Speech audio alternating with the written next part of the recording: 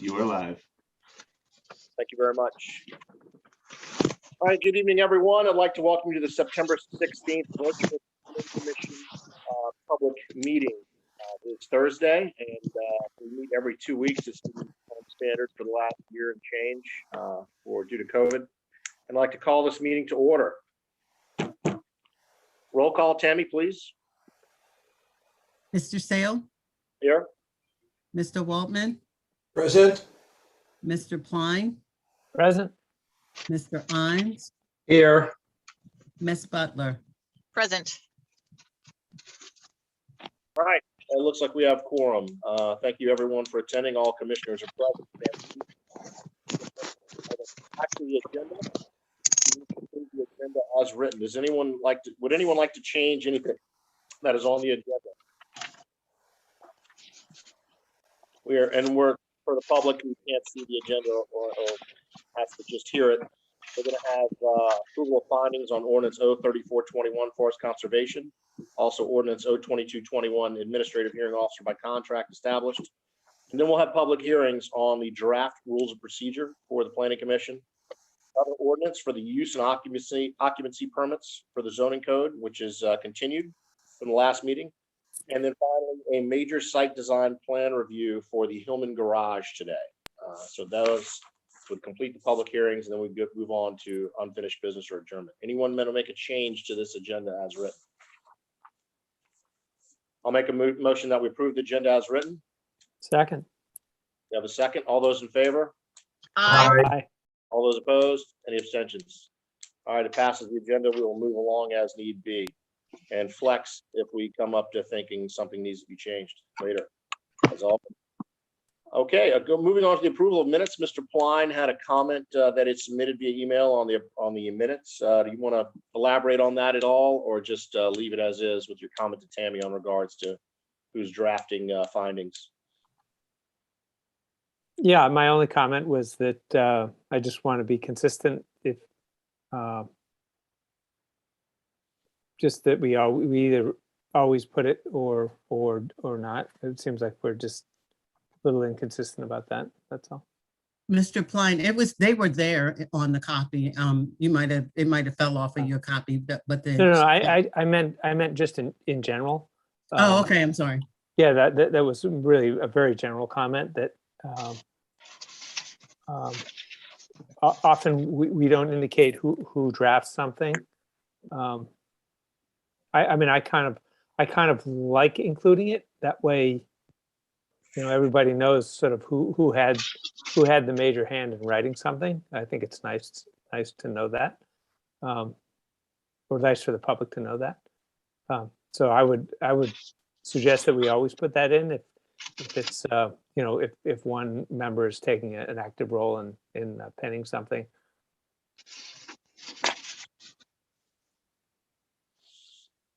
Anyway, that's the only comment that I had. Historically, we did always put them in.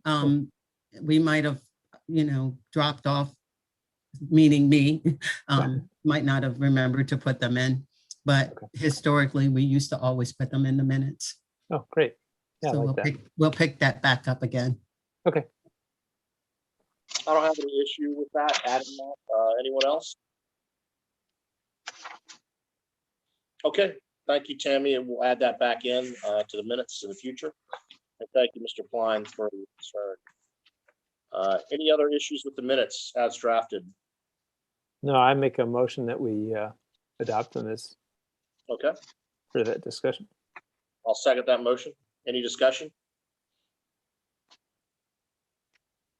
Hearing none, all those in favor of the minutes as drafted, say aye. Aye.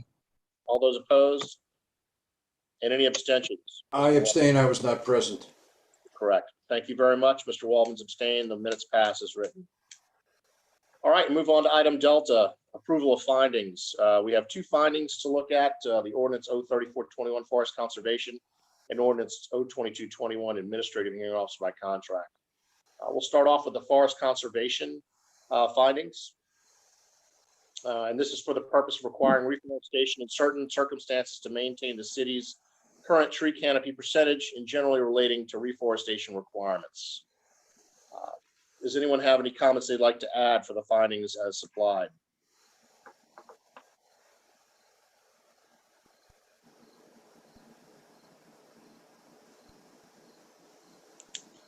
Okay, anything from staff? You can also chime in if need be. Okay, so we can time these well and get them out the door. All those in favor of the findings that we have, I'd like to make a motion that we approve those findings as written. I'll Anyone else? second that. Okay. All those in favor say aye. Aye. Any opposed? Any I abstentions? abstain. I was not present. Thank you, Mr. Wallman. Ordinance 03420 on forest conservation findings will move right along, and I'm sure our council members will appreciate that. Hopefully we can get that in time up the tree. And Ben, is it all right if I sign for you? Absolutely. Thank you. We'll feed that up the tree to the members of the council and their workforce as soon as possible so we can get that moving for them. So that's a good one. Pun intended. All right, moving on to ordinance 02221, administrative hearing officer by contract established for the purpose of establishing the position of administrative hearing officer, providing for certain contractual terms and service and line of authority, revising the powers and duties of the planning commission, revising other powers of the boards of appeals, et cetera, et cetera. Do we have any comments from the commissioners or staff? Let's go with staff first with regards to findings that we have. Any issues with our findings? No, it looks like Alex captured everything. Okay, thank you. Alex, anything you want to add to it, or is as is? I think it pretty well stand alone. I think I captured the and enumerated the major concerns. Anyone else? All right, I think Mr. Klein did a fantastic job with that and working with staff to get the rough shell and then elaborating on it. So I will make a motion that we approve the findings for ordinance 02221 as written. I second it. Second. Okay, do we have a second? Any further discussion? All those in favor say aye. Aye. Any opposed? Any abstentions? I have to abstain. I was not present. Yes, you were not present, but we do have your comments from previous meetings, and we do appreciate that. Thank you. The findings passed for administrative hearing officer by contract. Tammy, anything else we need to do before we move into public hearings? For Oh, and Ben, is it the same for this one? Are you okay if I sign this for you? absolutely. Thank you. Nope, that's it. Thank you, Tammy. All right, we'll move on to public hearings now, and if there's anything from staff where we need to swap one for the other, please advise. We can move them around slightly if we have to. But first, we'll go into the draft rules of procedure. The public hearing is continued from September 2nd. And Mr. Waldman, you were out, and we had some discussion on this with Ms. Butler and the gang about what was written for those draft rules of procedure. And I'm glad you're here so we can elaborate upon that. Ms. Butler, are you happy with the procedures as drafted or changes? I like, yes, I thought that they were, option C was accurate in what we had talked about. One thing we were talking about adding as a result of some conversations that we had around one of the task force initiatives is being able to talk to aldermen to try to clarify language and make sure we're on the same page. And I was afraid at one point to talk to, I could talk to staff, I could talk to Eileen, I could talk to Sally, but I was nervous about talking to my own alderman about actual language change. One of the things I was hoping to do is, it'd be part of the drafting of the legislation for this task force, some of the major issues that needed to be clarified and do what we hope it will do. So we were thinking of adding 6.2, which adds city staff, definition of city staff, and then say including aldermen and alderwomen. And I think it sort of makes sense because in some cases, city staff does include people who are working for the city in any capacity. So anyway, with that discussion, I think we should we should have that discussion, whether everyone believes we should be able to talk to our aldermen and alderwomen when drafting legislation. I think it makes sense. That's just my 2 cents. Yeah, and I know what you're talking about, but that also, it does bring in the ex parte communications a bit, because the alderperson is a representative of the community, and they can try to sway the commission one way or the other if they're presenting the legislation, if they favor it for their, it's a weird one. I know you want to talk to them as if they're staff and they're impartial, but And these are for non-quasi, so it won't be anything regarding a development where our decisions are super important and can be appealed to the circuit court. So it's really just for these non-quasi judicial cases where we're on task forces and, behind the scenes trying to help staff get the legislation so that it reflects what we said in our meetings, things like that. So I see what you're saying, but this is kind of a different animal if we're doing it for, maybe we put the words in for non-quasi judicial matters. And I think maybe it even says that the way, can anyone tell if Chris Beard is on the line? Yes, I'm here. Oh, so I think when we talked about it, did we include, it says subject only to applicable provisions? Yeah, it includes your language. Okay, right. Oh, and it does say regarding non-quasi judicial matters. So Ben, I think that actually helps takes care of what you're saying. I just want to hear from Chris Beard. I mean, it worries me a little bit for the ex parte communications, because the quasi judicial is just that. It's somewhat judicial. So please, Chris Beard, make me feel better on this one. Well, it's hard to bring it down to exact words, but non-quasi judicial matter seems to put it in the realm of the safe zone.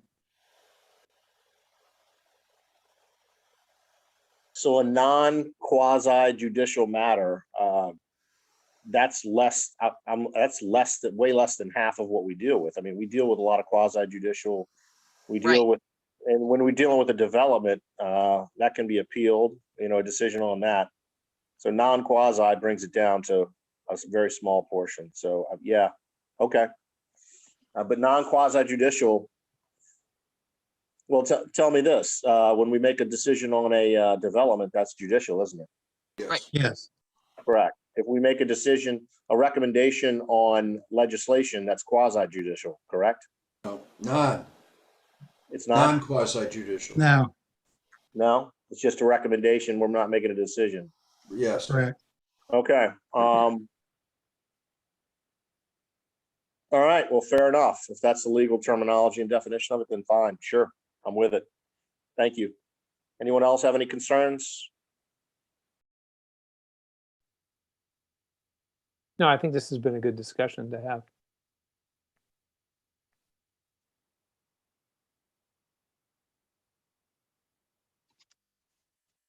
Thank you, Mr. Pline. Anyone else? I would like to thank Mr. Waldman for drafting this so succinctly. As I was messing up the format, he cleaned it up and gave us options, and they were well formatted and easy to read. So thank you. Welcome. I would expect nothing less from a seasoned lawyer. Thank you, Mr. Baldwin. Anyone else?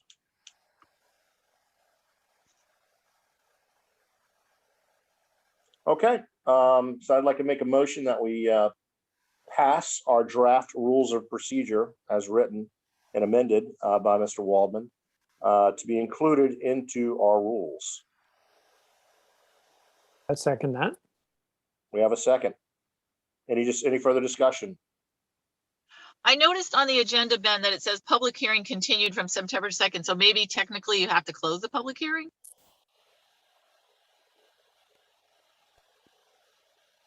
There's been no further, that is true. Thank you. I've had no further comment on our draft rules of procedure. So it's that public hearing is closed. Got it. And, Thanks. so yes, I just didn't mention it. Thank you. That was a snafu for procedure right there. Thanks, Diane. So procedure is closed. Public hearing is closed on the draft rules of procedure. We had a motion and we had a second. Is there any further discussion? Okay, all those in favor for voting our draft rules of procedure as amended by Mr. Waldman into our rules, say aye. Aye. Aye. Any abstentions? Yes, I have to abstain. I wasn't here last time. Okay, but you were here for the other 5 or 6 times. Yes. And I think we have some other to be honest, we have some commissioners who weren't here for some of the meetings when we continued it, but I believe And I all of don't you. think you guys even did anything on that. So Yeah, he didn't so- really miss anything. Right. Well, we did talk about it a little bit, so I honestly don't think you have to abstain from this one. Right. Yeah. I vote to approve. All right, thank you. And thank you, Tammy. So we have a unanimous vote to approve, and the draft rules of procedure will be adopted into our rules. Thank you very much. It was a lot of hard work by everyone over the last few months. Okay, moving on to ordinance 03221, use and occupancy permits, zoning code for the purpose of providing procedures for issuance of use and occupancy permits under the zoning code and providing timelines for the approval of a permit, requiring a maintenance bond and generally relating to the use and occupancy permitting process.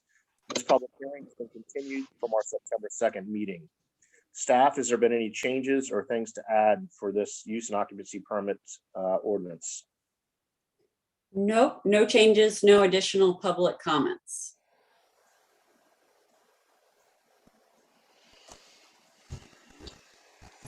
Okay, and for the rest of the commissioners, do you have any, we've had the public hearing has been continued.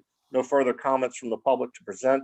We'll now close the public hearing and begin deliberations on the use and occupancy permits. All right, now over to the commissioners for questions of staff or staff. Do you have anything else to add? And I know you just said no, just want to make sure. And anyone have questions of staff, feel free to ask them at any point now.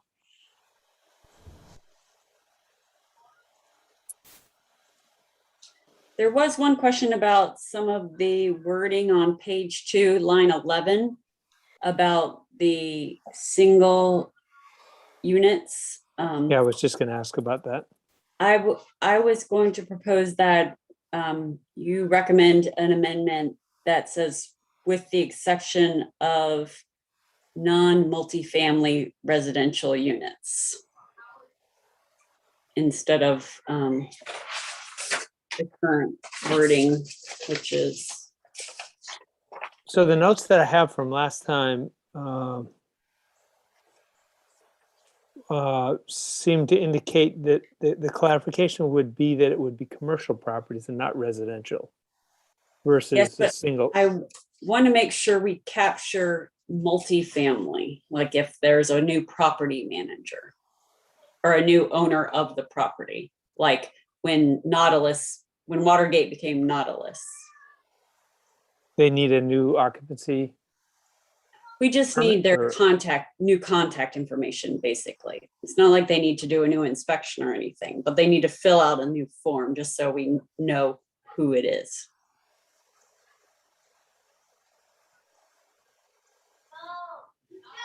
And the reason you don't do that with a non-multifamily is because it would be in the tax record. That's right. Okay.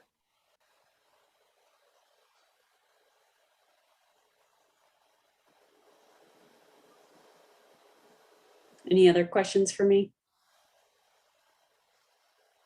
No, that's the only outstanding thing that I had from last time.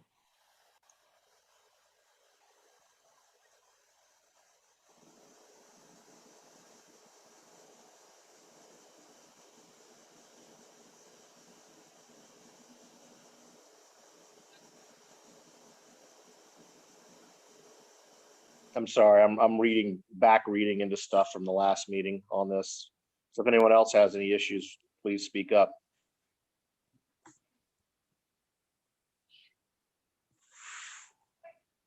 I mean, I would move that we that we recommend this with that change. If And, we're ready to do that. Sally, I've got your changes with the exception of non-family residential units. Is that correct, or do I need to wordsmith that a little bit more? With the That's exception what I have. of, is with the exception of non-family residential, non-multifamily residential units.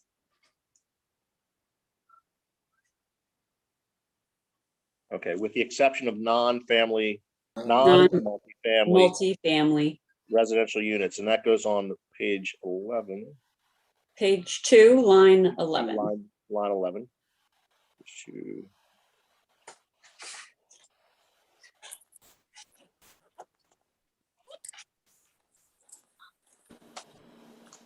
Okay, can you state the motion again, Mr. Klein? That we approve with that amendment. Okay, there's been a motion. Do we have a second? I'll second that motion. Any further discussion?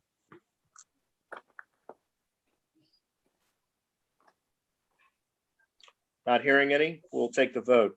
All those in favor of recommending the approval of ordinance 03221 with the exception of non-multifamily residential units added to page 2, line 11, say aye. Aye. Aye. Any opposed? Any abstentions? I abstain. Mr. Wallman abstains since he was not here at the last meeting. Okay, the recommendation passes. Thank you. Any staff. volunteers for the findings? Sure, that's an easy one. Okay, thank you. They beat me to it. I was going to volunteer for the easy ones, so I don't get any hard ones. All right. Thank you very much, Mr. Klein. So we're off of ordinance 03221 and on. Before we get to major site design plan review, can I call for a quick 3-minute recess as I need to prepare myself real quick and everyone else for this major site design plan review application by the city of Annapolis for the redevelopment of the Noah Hillman parking garage. And I'm sure the city staff needs to make sure the right people are in and able to talk on that. So we'll take a quick 3-minute break and let staff get ready with everyone for SDP 2021-004 for the Noah Hillman parking garage. See you back at 7:30-ish. Okay, everyone? We're now in recess for 3 minutes or more. Thank you.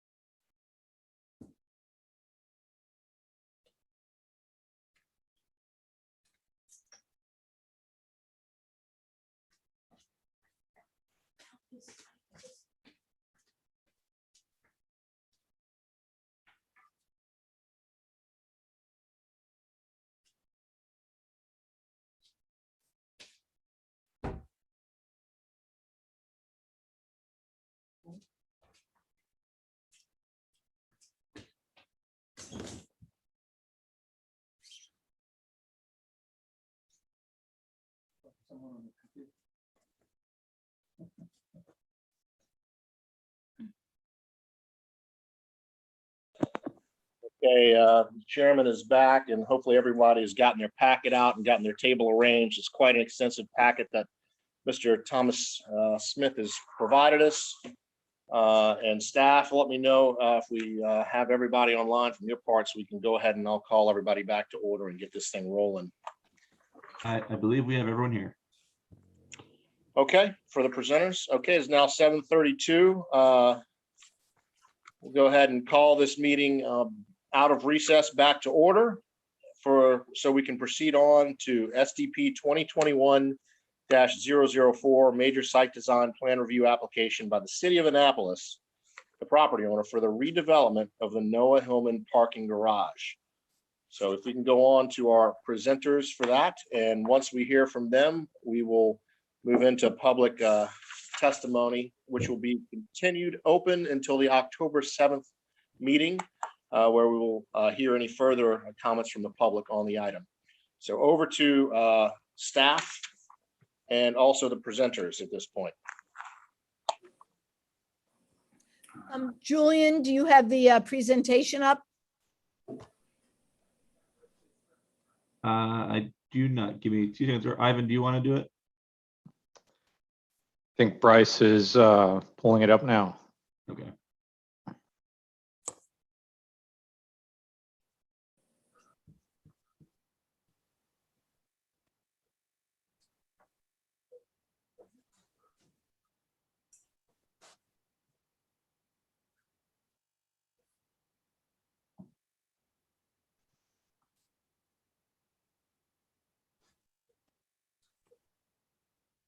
Is it the same one from earlier today? No, it's it's a different one. I can maybe it's easiest if I just pull it up here quickly. Yeah. It has Planning Commission Yeah. on the title page. Yep.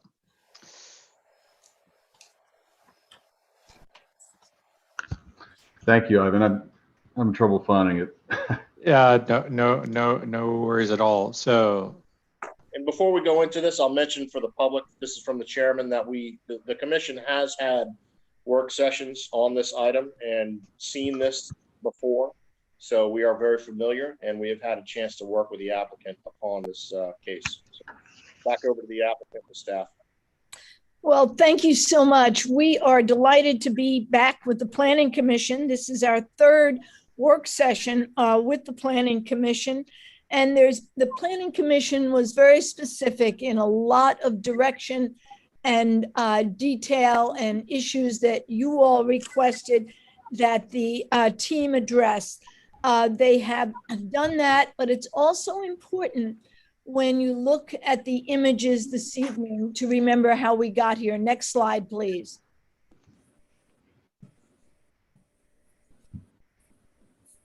Okay,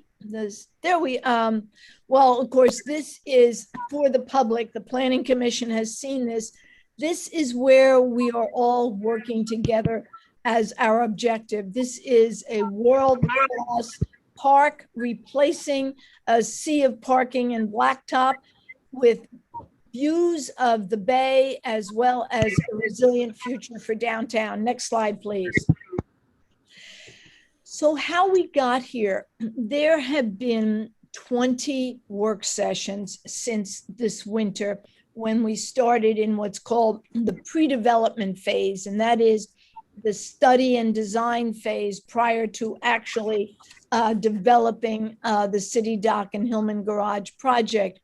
We have met with residents, downtown businesses, Planning Commission, Historic Preservation Commission, the City Council, and several times with the 92-member City Dock Action Committee.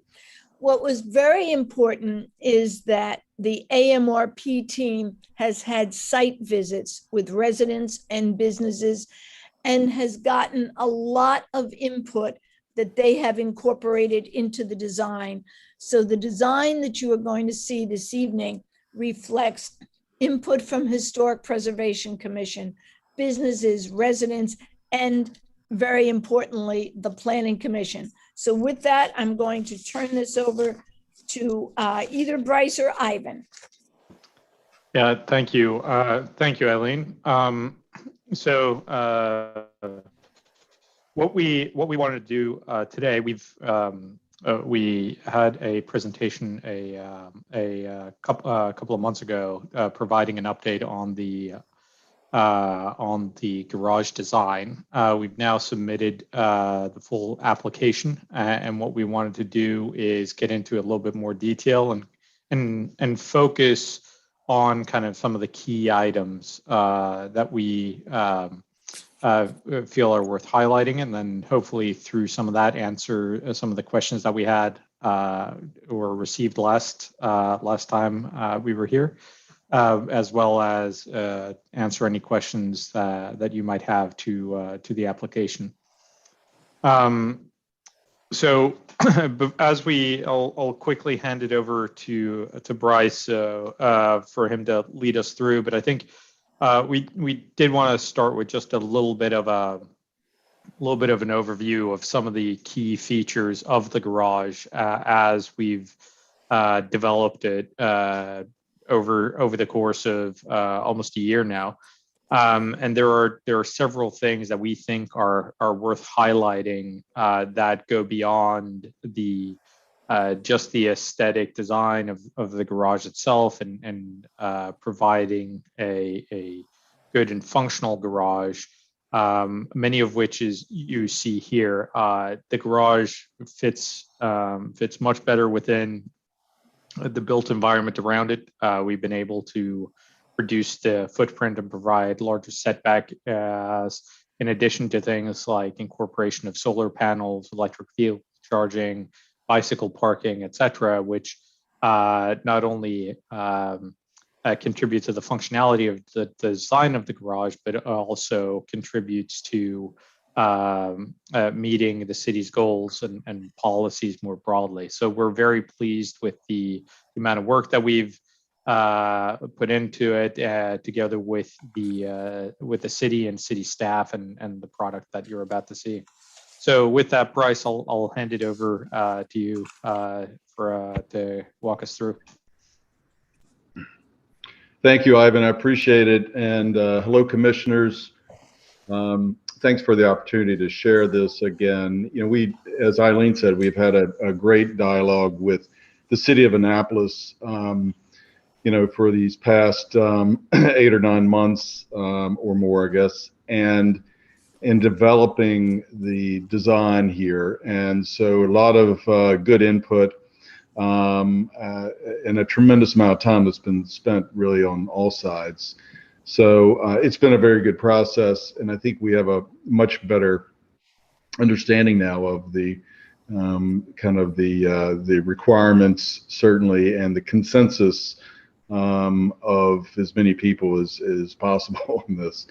So of those types of things that Ivan just mentioned, we first would like to today present the exterior around the building. We want to talk about the site design, the landscape design, some stormwater management items, and then we will move to the landscaping specifically, and then to the building design.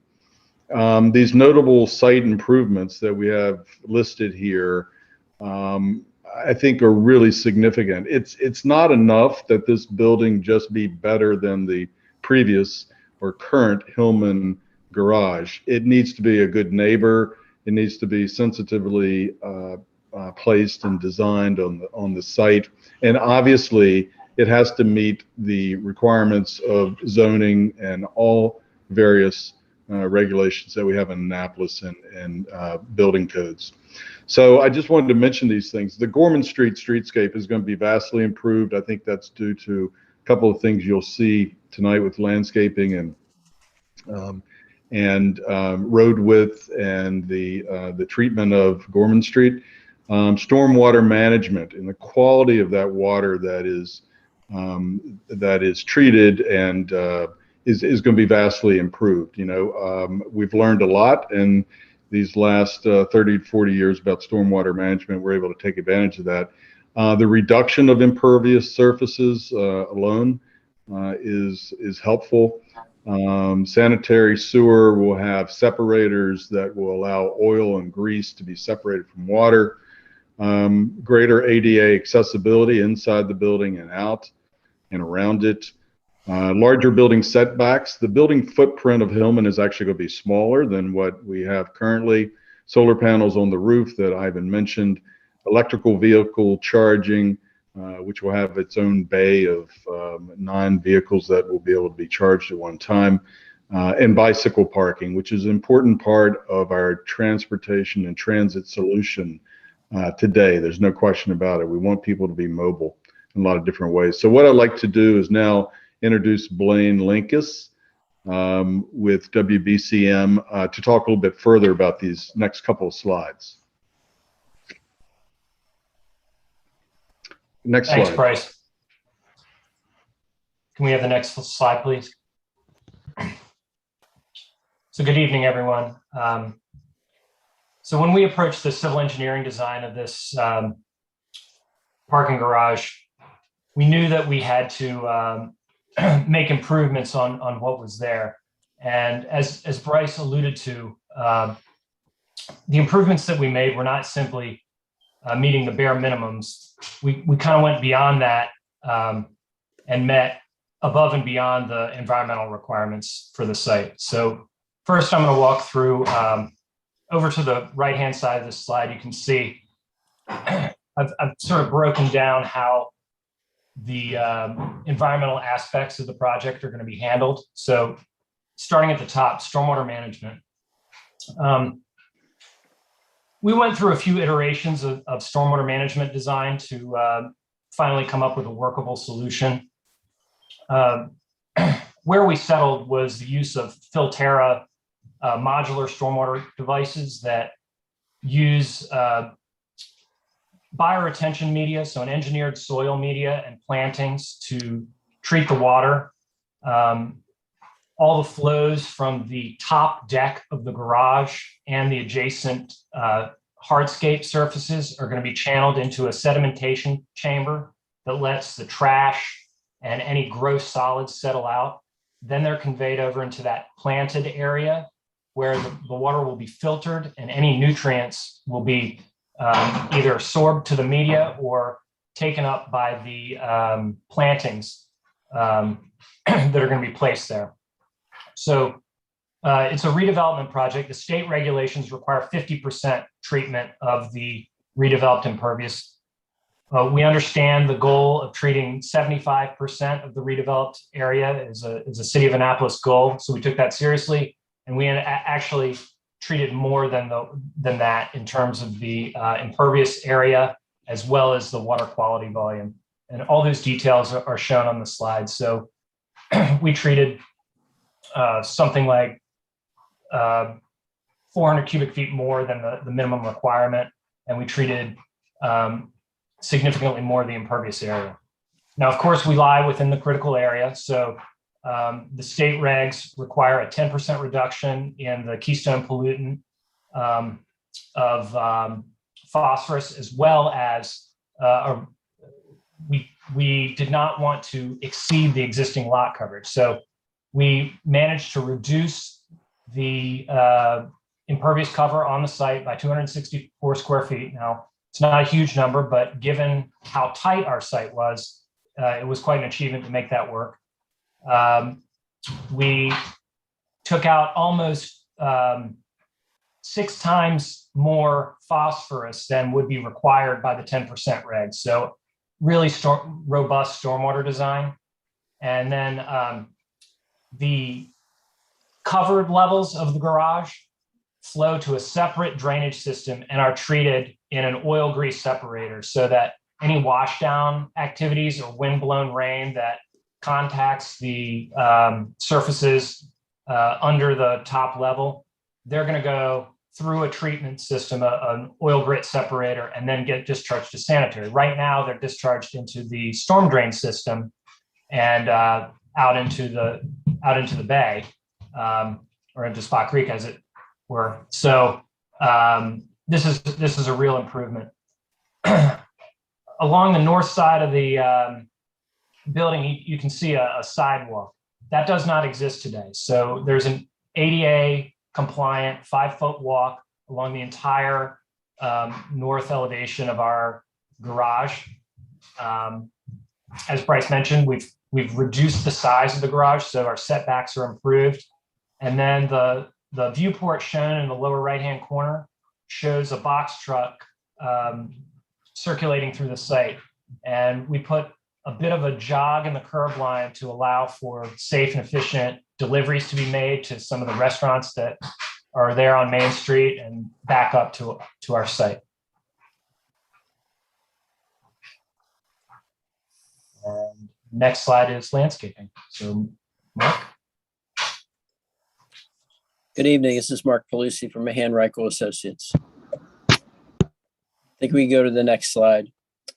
This is our overall illustrative plan, and kind of moving from the top left to the right off of Conduit Street, picking up on what Blaine was explaining, is along Gorman Street with the reduction in the footprint of the garage, we're allowed to continue that brick sidewalk down the north facade of the building.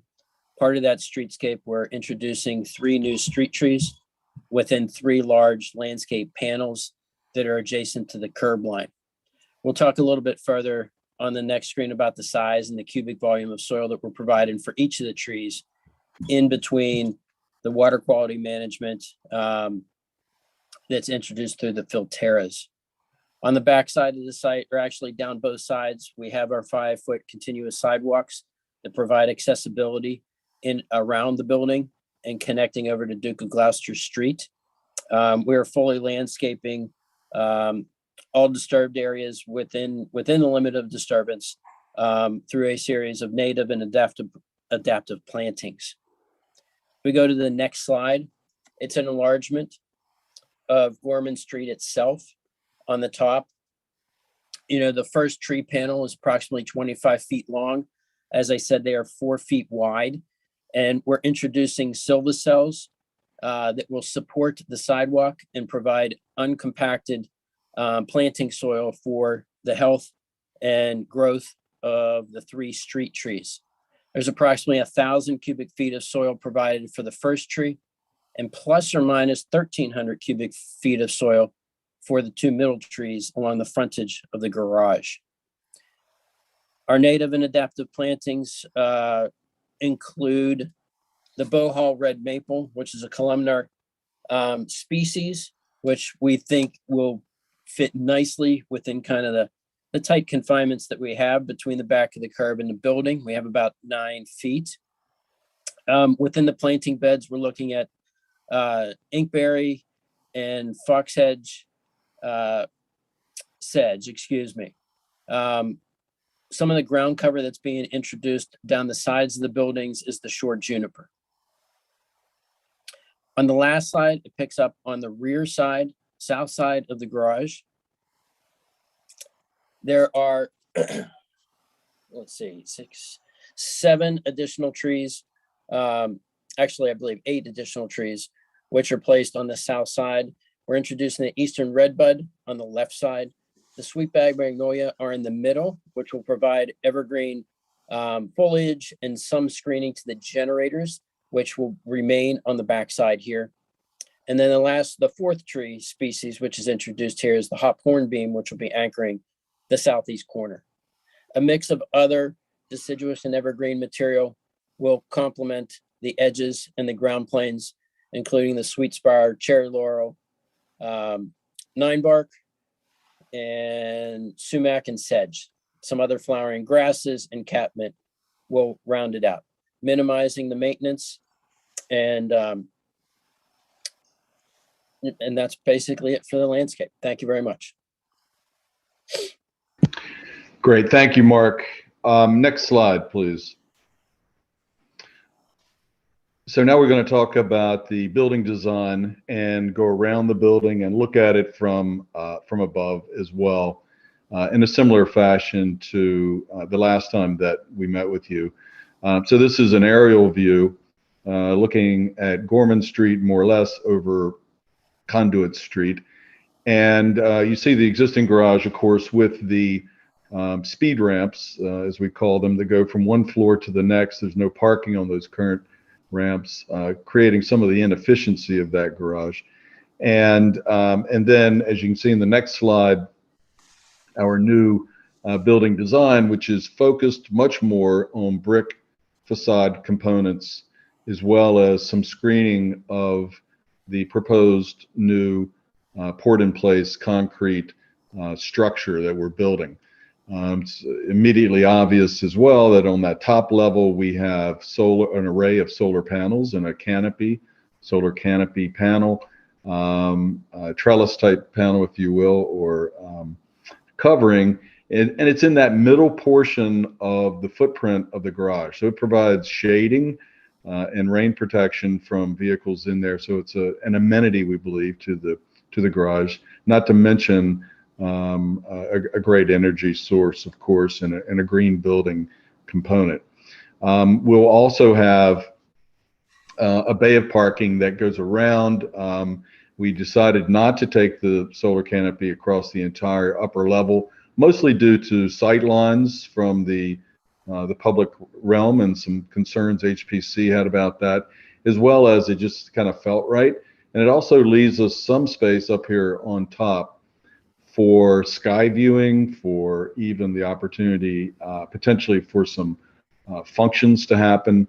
And we have lighting up here that will be underneath of the solar canopy and help to protect from too much light pollution, as well as we have some lighting on stream lights and relatively very small neo-ray type fixtures that we think will be a very pleasant kind of a lighting for the community and for the neighborhood, and make it feel a little bit more festive and perhaps create an opportunity for other functions that can happen on that rooftop. Next slide, please. And then again, looking at Gorman Street from a bit further from the east. Next slide, please. And here you see the 3 street trees that Mark was talking about that have been added, the facade components that I mentioned as well. The stairs and elevator for the new Hillman garage will be on this east side of the building. And you can see that with the white cap, which is the elevator bank, and the stairs adjacent to that. And so that's where access will happen.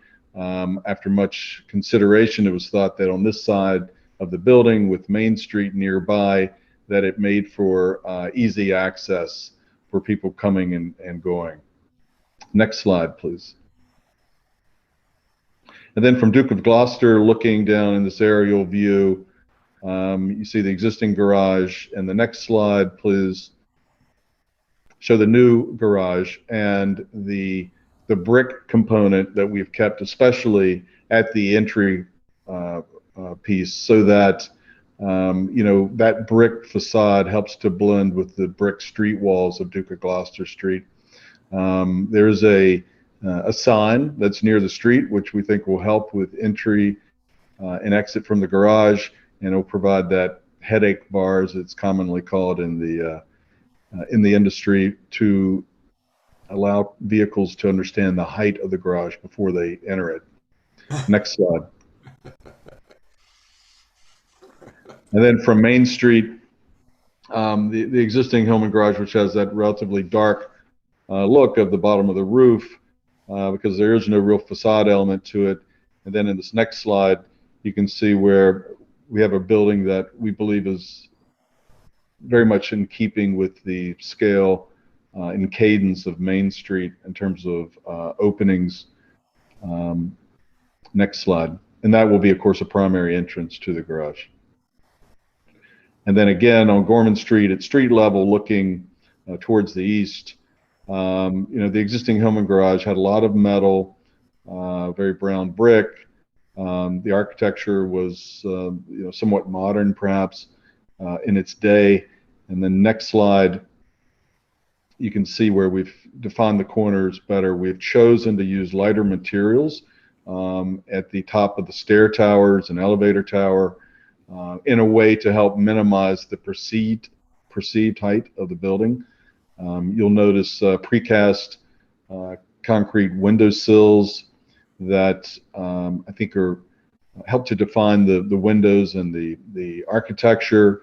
There will be window frames within the openings, and certainly in some cases we'll have wire mesh where we'll need it for protection, where the sloping floors are somewhat in conflict with the orthogonal geometry of the windows.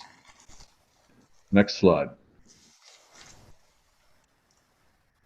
And then from Duke of Gloucester Street, at ground level, we're widening the access road to the garage here and even leveling it out a bit and making it more ADA accessible with a larger sidewalk.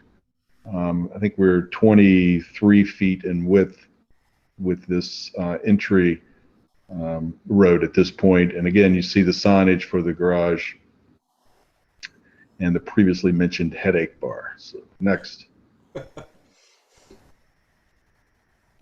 Along the West Alley, as we call it, which runs parallel to Conduit Street, we're screening the garage again with our metal fins, and we have some solid wall here, which would be concrete and a concrete block, which will help to prevent some of the noise from escaping the garage, especially where we get closer to adjacent buildings.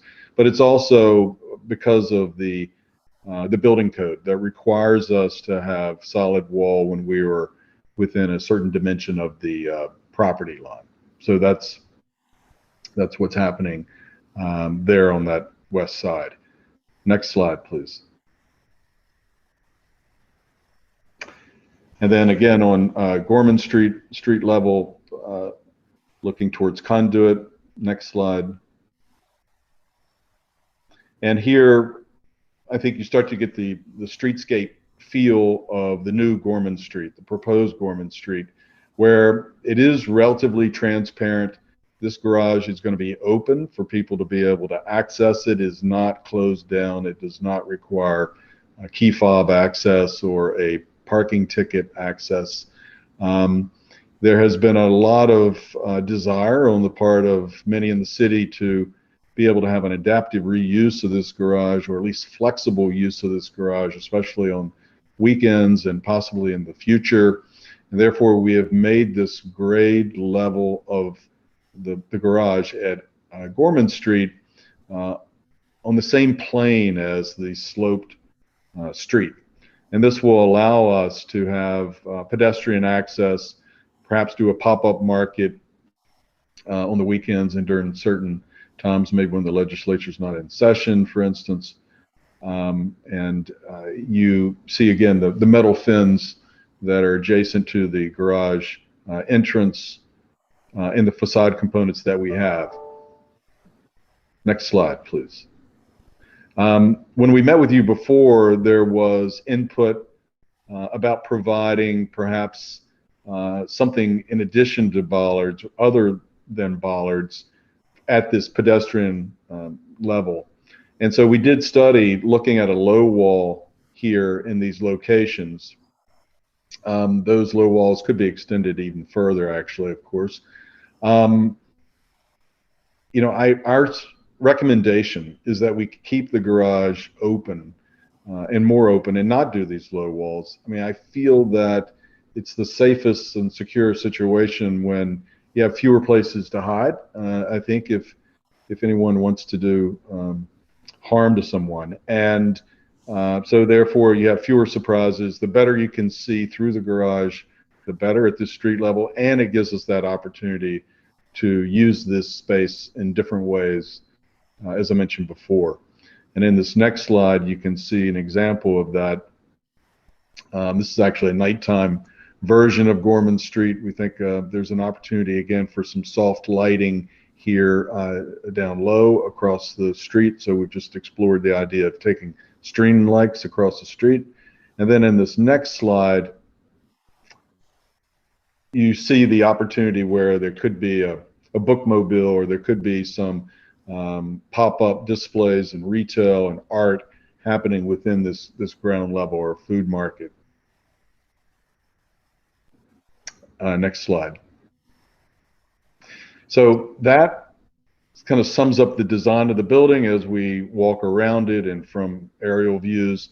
In viewing the proposed new garage from City Dock and the State House, we've done some studies. You can see an arrow in the image just to the left of the American flag, which shows the very top of the current Hillman garage. And in this next slide, you see the relatively minor change. Next slide, please. So that actually this is, you can see just a faint red line, which is the outline of our existing building. And so it's really no perceived difference in view from City Dock. And then in the next slide, if we go on, we have some, I apologize for the quality of these Google Earth images, but this gives you an idea from, say, just about the steps of the Capitol, what you would see. You can just see the very top of the garage again in this image below the arrow. And then in the next slide, you can see the relatively incremental difference with the red line of more or less where the garage is as we're looking downhill towards that garage, which obviously helps us to conceal the building. The topography is beneficial. Next slide, please. And then from the Maryland end in and Main Street, there was some concern that you might see something from HPC here, and we did a study, and in this next slide you see the building is actually quite a bit downhill, so you really don't see anything from this portion of downtown. Next slide, please. The following are the elevations to the building, which of course are required to study the facade and the cadence of the design. Of course, even though you don't really perceive it head on like this, but this will give you a good idea and helps us study height and elevation and section. So this is the Gorman Street facade facing Main Street also. Next slide, please. And then this is the Duke of Gloucester Street entranceway, where we have quite a bit of topography there, some retaining walls. A lot of the screening will be done by fins. We're a little further away from the residences here. Next slide. And then on the east elevation of the building, where we get some variation here as required by design guidelines in Annapolis, and the brick that wraps around on Gorman Street on the right-hand side. We've got concrete spandrels in these middle two bays, and then metal screen fins on that left-hand side of the building, which is largely, fortunately, covered by trees as well. Next slide. And then the west elevation with a similar pattern of brick fins, metal fins that are screening the garage. They're more intense at the lower levels, and then they're spaced out a little bit greater up above. And then the solid wall here on this west side due to the proximity to the property line. Next slide, please. In terms of the building heights, we're very pleased we were able to meet the requirements of Zone 2 height restrictions, which are 28 feet at Duke of Gloucester Street, and then go up higher to 38 feet as you get further in. So we have been able to fit within that envelope very well, as you can see in these section drawings. The garage is 5 levels, 4.5 to 5 levels, depending on where you count. That lowest level is approximately 10 feet, 10 inches, I believe, from a floor to floor measurement, and then about 10 feet each floor after that. So the overall building being 50 to 54 feet, kind of an overall height, depending on where you measure it.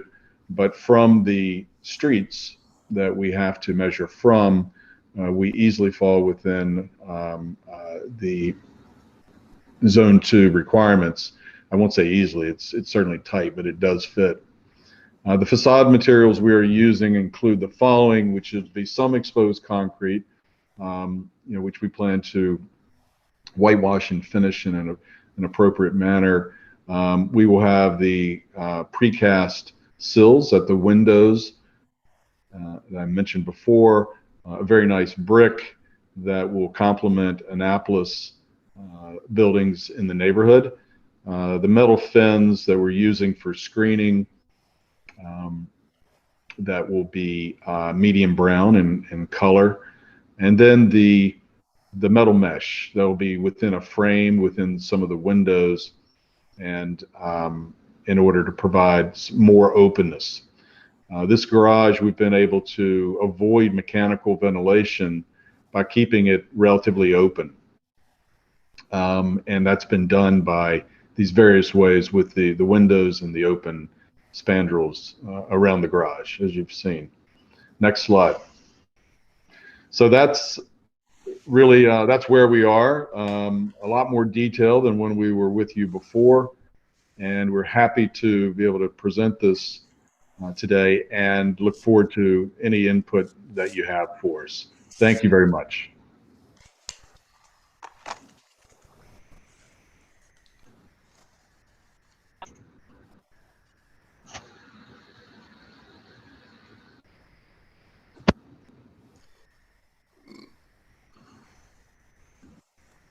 Where are you guys going with this now? Is it you totally complete? We are at the phase of 100% complete with design development. Now, I'm talking about your presentation. There was a pause. Yes. Oh, Yeah. I'm sorry. Yeah. Yeah, we are. I'm sorry if I wasn't clear. Yes. Okay. So you're done with your presentation. Nothing further.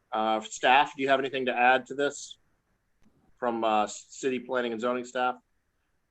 No, Mr. Chairman, I think that Mr. Turner and his consultants have done an outstanding job of giving you the presentation and the changes that have been made to the project since the commission saw this last on July 15th. You received a staff report from the department dated September 10th recommending approval.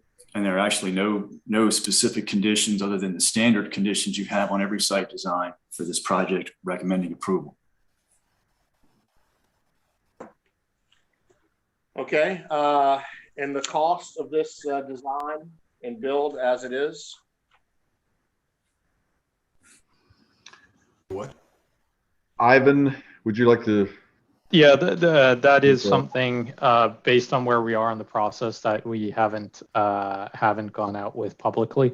So the city is aware of the cost. It's within the budget and framework that we set out originally back in as part of our proposal back in 2020, early 2020. So it's.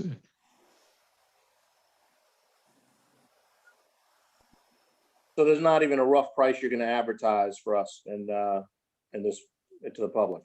And not to the public at this point in time. As mentioned, we're briefing.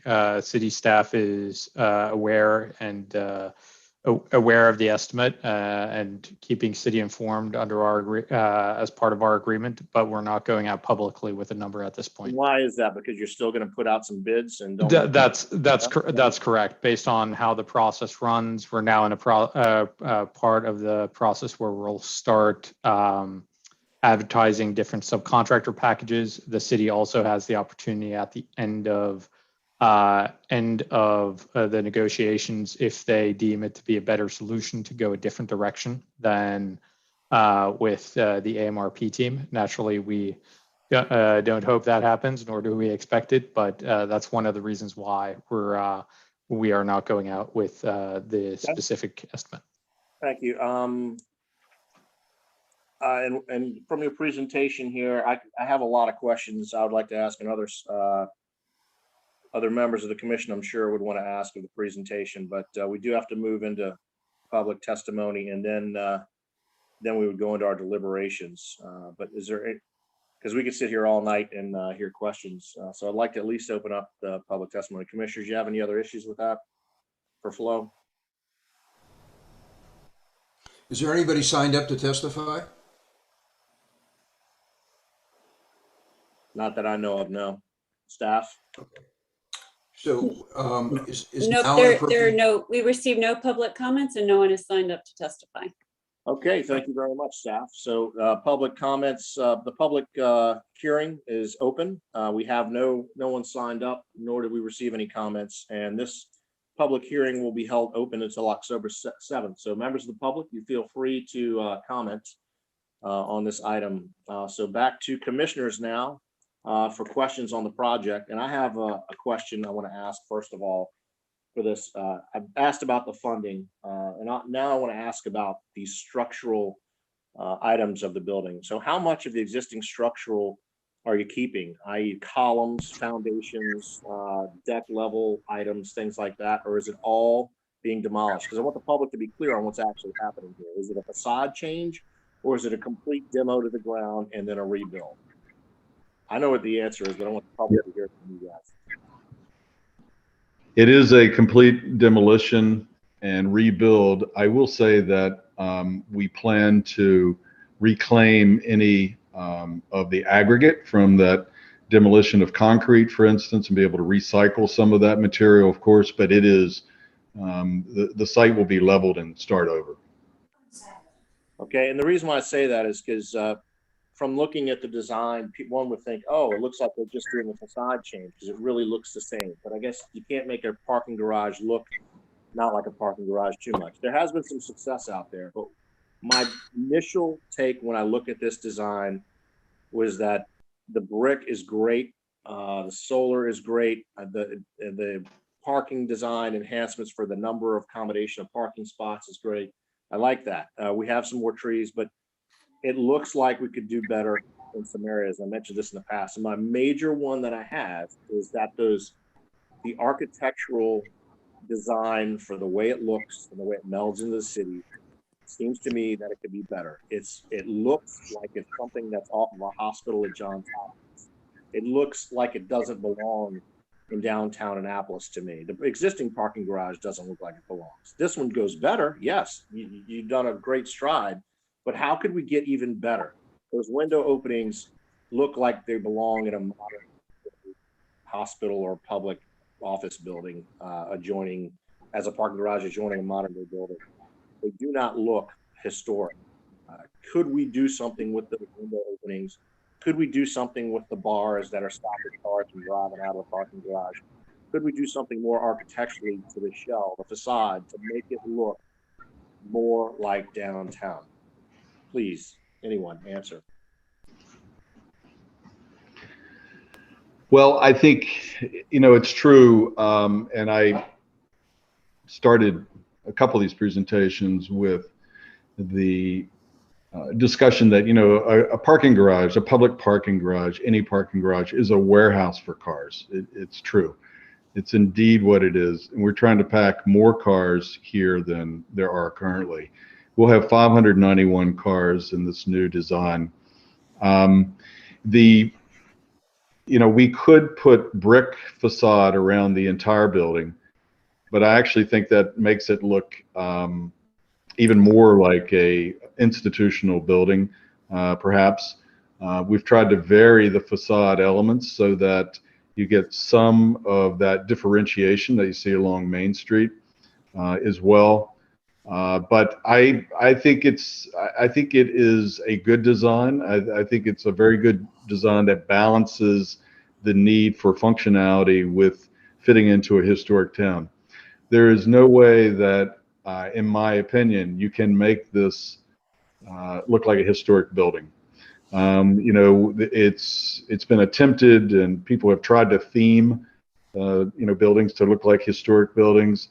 HPC does not want us to take that direction, that's for sure. But so I think it's a good balance, I do, between the various components that we have to deal with. You know, there's always some things that could be tweaked, whether we use some more of the metal fins, or maybe you could increase the brick some percentage, but I don't think it will substantially change the character of the building. And I think when you look at the building obliquely, as you approach it as a pedestrian from the street level, that it'll have a good feel to it, and it'll be relatively open, and the streetscape is going to be much improved and will help a lot of that perception. Yeah, a comment about that. You know, I watched a bunch of the HPC presentations on this, and they certainly have perhaps more of an architectural bent than we do. And so I learned a lot from watching those presentations. And I agree with you. I think if you tried to clad the whole thing in brick, it's going to look like a prison. And so I think, you know, I really like the design. I like how it's broken up. And I think the parts that you see from the, you know, the two very, very specific view sheds are brick, and I think that looks really good. I really don't have anything to add. I think the iterations I've seen through this look really good. I do have one question. I'm just curious, will you be digging down below where the existing base is? You know, you think you're likely to run into any problems if you do have to go down a little bit? We're going down very little, really, so it's not anticipated. There is some places will be a little bit deeper. There will even be probably a little bit of fill in some places. So we don't anticipate any problems with that. And that was one of the things that we tried to avoid, that in order to improve the economics of the project as much as possible for the city. As I'm sure you're aware, funds that we can raise against the revenues here will help contribute to the improvements at City Dock. So we were very focused on kind of avoiding going down. Yeah. Yeah, I was mostly concerned, you know, if you do have to go down another 10 feet or 5 feet, you're going to disturb something that you didn't, you know, just open a Pandora's box. But and then just the last comment that I had is between the low wall and the bollards, stick with the bollards. I think the very open first floor sort of spilling out onto the street is much preferable. I think it makes it better as a pedestrian, makes it more versatile. The only possible, you know, downside might be headlights at night or something like that. That the wall would cover those up. But I think it's much nicer to have that open. It makes the streetscape better. Thank you. Also on the roof, we have the solar, but what about additional greenery on the roof? It's not in the pictures that you display, but there was some talk about adding some more planters to the roof.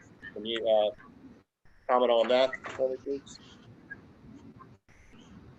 Yeah, by virtue of being a parking garage, there's limited, and parking on the top floor, there's limited ability to utilize that space for any type of green roof. Naturally, there is the potential ability to. Could you display a picture of the roof so we can look at it while we're talking about it? That would help out greatly. Yeah, no problem. And also, while you're doing that, I'll backtrack to the facade design. I'm still think we can do better on the windows in the jail cell looking bars around. I'm not a fan of the design. I know other people are, but I'm going to stand my ground on it. I think we can do better, and I'm not a fan of that. But back to the planters. Let's go. Let's talk about there on the roof and the green space. So looking at that design, I see some areas where maybe we can incorporate some greenery up there. Now, obviously, the city could do that after the fact by just putting stuff up there. It's not part of your base design. But could there be some planters incorporated in the design? A few more up there. It looks like there's possibility.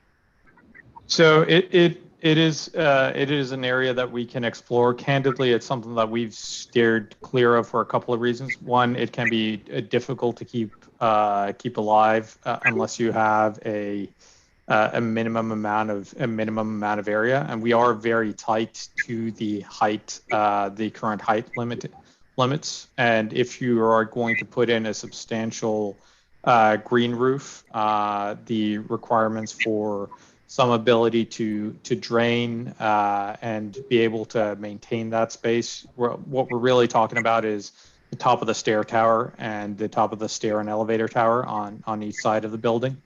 It's not something that we're in principle opposed to, but it's something that we saw as something that we need to do after it's clear that this design works within the constraints, the envelope constraints we have on the site.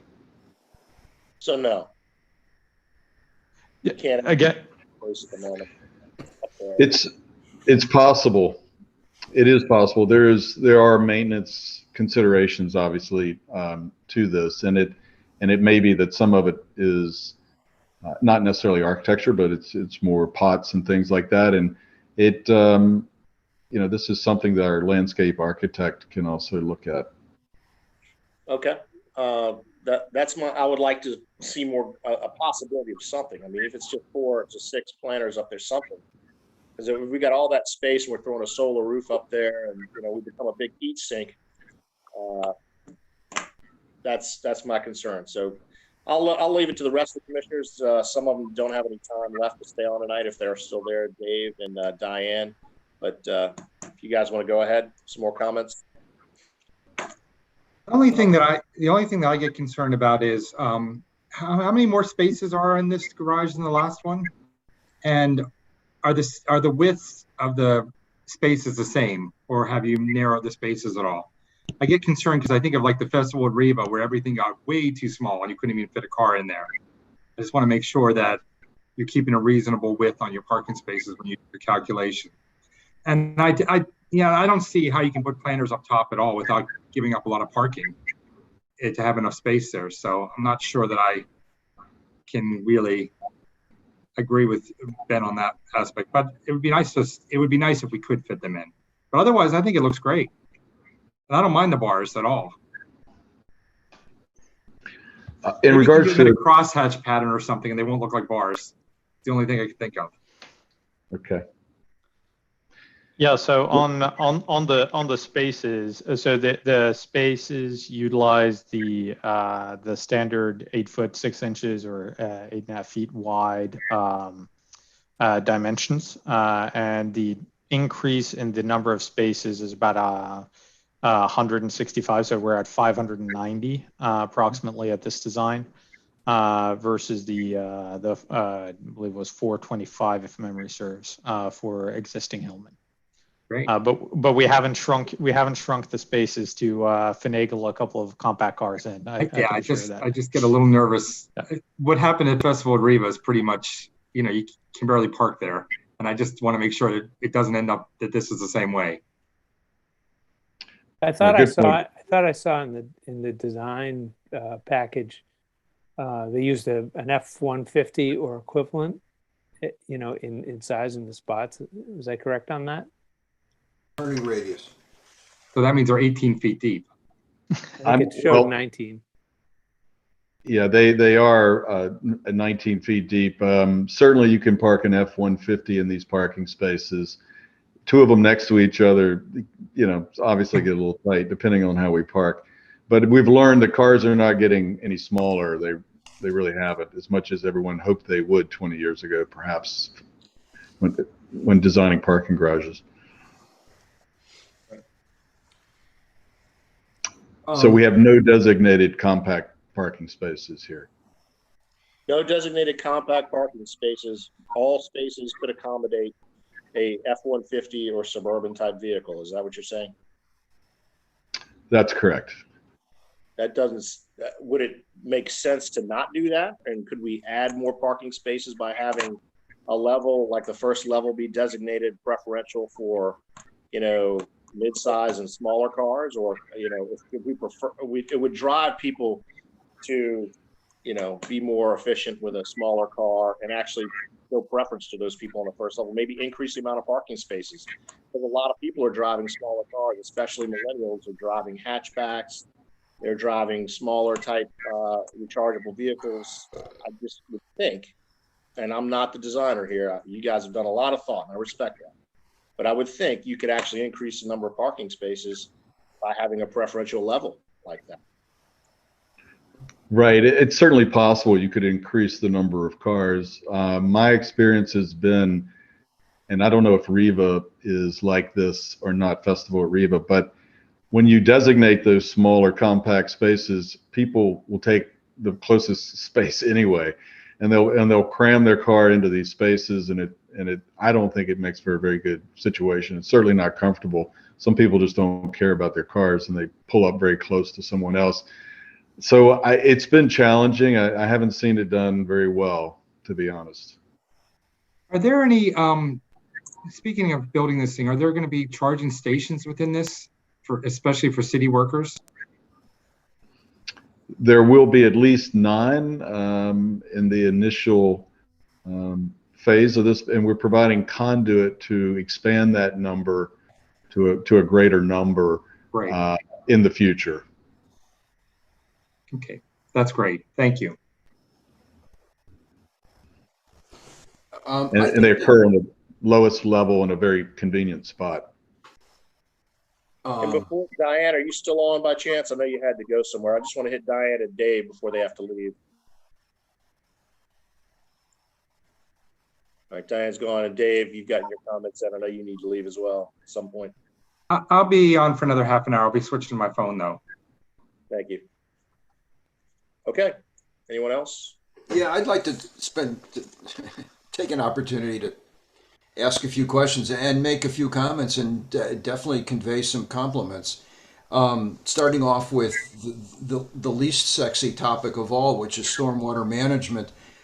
It does sound as if there's really great strides being made in stormwater management, and I especially like the characterization that it's a robust plan, separating out the effluvium from this building, separating it from the sanitary system is really important. It's a problem in older cities, and especially in a lot of Annapolis, that we overload the sanitary system with stormwater. At any rate, it sounds like it's really good. I only have one concern, and that is with the filteras. If there's ongoing maintenance issues, who's going to be responsible for, cleaning them out 5 years from now? Who's responsible for checking on them? And I don't think there's any system which is, totally self-sustainable. So I think that without having to go into it deeply, I just point that out as a consideration that needs to be incorporated into all of the future maintenance agreements. I especially applaud the use of the Silva cells. You'll get a much better rate of success and much bigger growth by using them in this very constrained circumstances. And I know they're not cheap, but they also work with this filtering system. So I applaud you guys for thinking it through. It's very good. I also want to applaud you for thinking about the lighting so much, both the interior and the exterior lighting, to be not only considerate of neighbors, but also using lighting to, as you showed in that Gorman Street nighttime rendition using lighting to create, an enjoyable space. I might think about timing some of that lighting so that it's not on at 3 o'clock in the morning, but starts to filter down at 12 o'clock, 1 o'clock, 2 o'clock in the morning, so that the place is not like a lit up whatever. But you might think about timing some of that light. And while I'm on the subject of light, as I mentioned before, in one of these work sessions, those bars that you use, which you call fins, I am tossing out for your consideration whether if you angled them or put them at 90 degrees, would you still get sufficient ventilation and be able to knock out some of that light from inside, from the second, third, fourth levels, from bleeding onto the streets too much? And with just simply by angling them, even using the same materials, you'd really knock out a lot of that light bleeding. So without asking you for an answer now, what I would request is that you consider that. And they might look somewhat less like, prison bars, and maybe look like something else. But I know that you're trying to use basic materials and you're trying to use them repeatedly and maintain a budget. And that this looks like some kind of a solution. But, varying things, rhythmically moving, the heights of them and doing some interesting things with that instead of being so rigid might get you to where you want to go and still add a little bit of grace and light to the building. Lightness, not lightness. Anyway, those are some thoughts on those subjects. I have a concern in terms of site design on the Duke of Gloucester Street ramp and sidewalks. I'm concerned about the sidewalk next to City Hall getting any smaller than it is now. It's really it's probably too small as it is now, and I'm concerned that as you expanded the width of the ramp, I'm hoping that it wasn't done at the expense of the sidewalks. Most people who, one of these days, will all be attending meetings in City Hall again, and most people who attend those meetings will be parking in this garage and walking up that ramp and around the corner to the front door of City Hall. And so I'm concerned about that width. And I want you to take some, I'm sure that working with staff on that, see what you can do. I'm encouraged and I compliment you on straightening out that dip that goes down at the entrance itself. I don't know how you did it. I have a feeling it had something to do with the height of the actual parking decks. But I think that that's also worthy of compliment. And also worthy of compliment is your thinking ahead in terms of charging stations and putting in enough electrical capacity so that it can be expanded beyond 9, because in 10 years you may need 90 for all we know, or you may only need 10. We don't know, but certainly having the capacity it's cheaper to put it in now than later. So I compliment you on thinking forward. I think I understand Gorman Street better than I did before. And that I gather that you were thinking about using the parking spaces, the bays, for those kinds of pop-up activities. And so parking management would clear those spaces 24 hours in advance, and somebody would move their truck in there or whatever they're going to do, and they would just use it for a temporary period of time. I finally get it. I can't believe I didn't get it before. With respect to what kind of boundary between garage and sidewalk, I probably tend to agree with Mr. Pline and with Mr. Turner that openness is probably a good thing here. And I don't think that benches are probably a great thing to be putting on Gorman Street. I don't think there's a lot to see other than the backs of restaurants. Um, and certainly that feeling of openness and flow, I think, is important. And if you put the walls, I think you'll be limiting the amount of pop-up activity that you can put in there. So you've thought that one through, and I appreciate it. And I think I get it, and I think that having that real sidewalk along Gorman Street could help. Although I think you could shrink the sidewalk on the other side, but that would be an expensive roadway change. The bigger the sidewalk you have on Gorman Street, the more successful it will be. And I also think you need to think about what the crosswalk and where the pedestrian crosswalk should be, where you're going to put that. It certainly needs to be upstream, up Gorman Street towards Conduit from the entrance, so that the painted crosswalk goes in a safe place where not too many cars will be passing.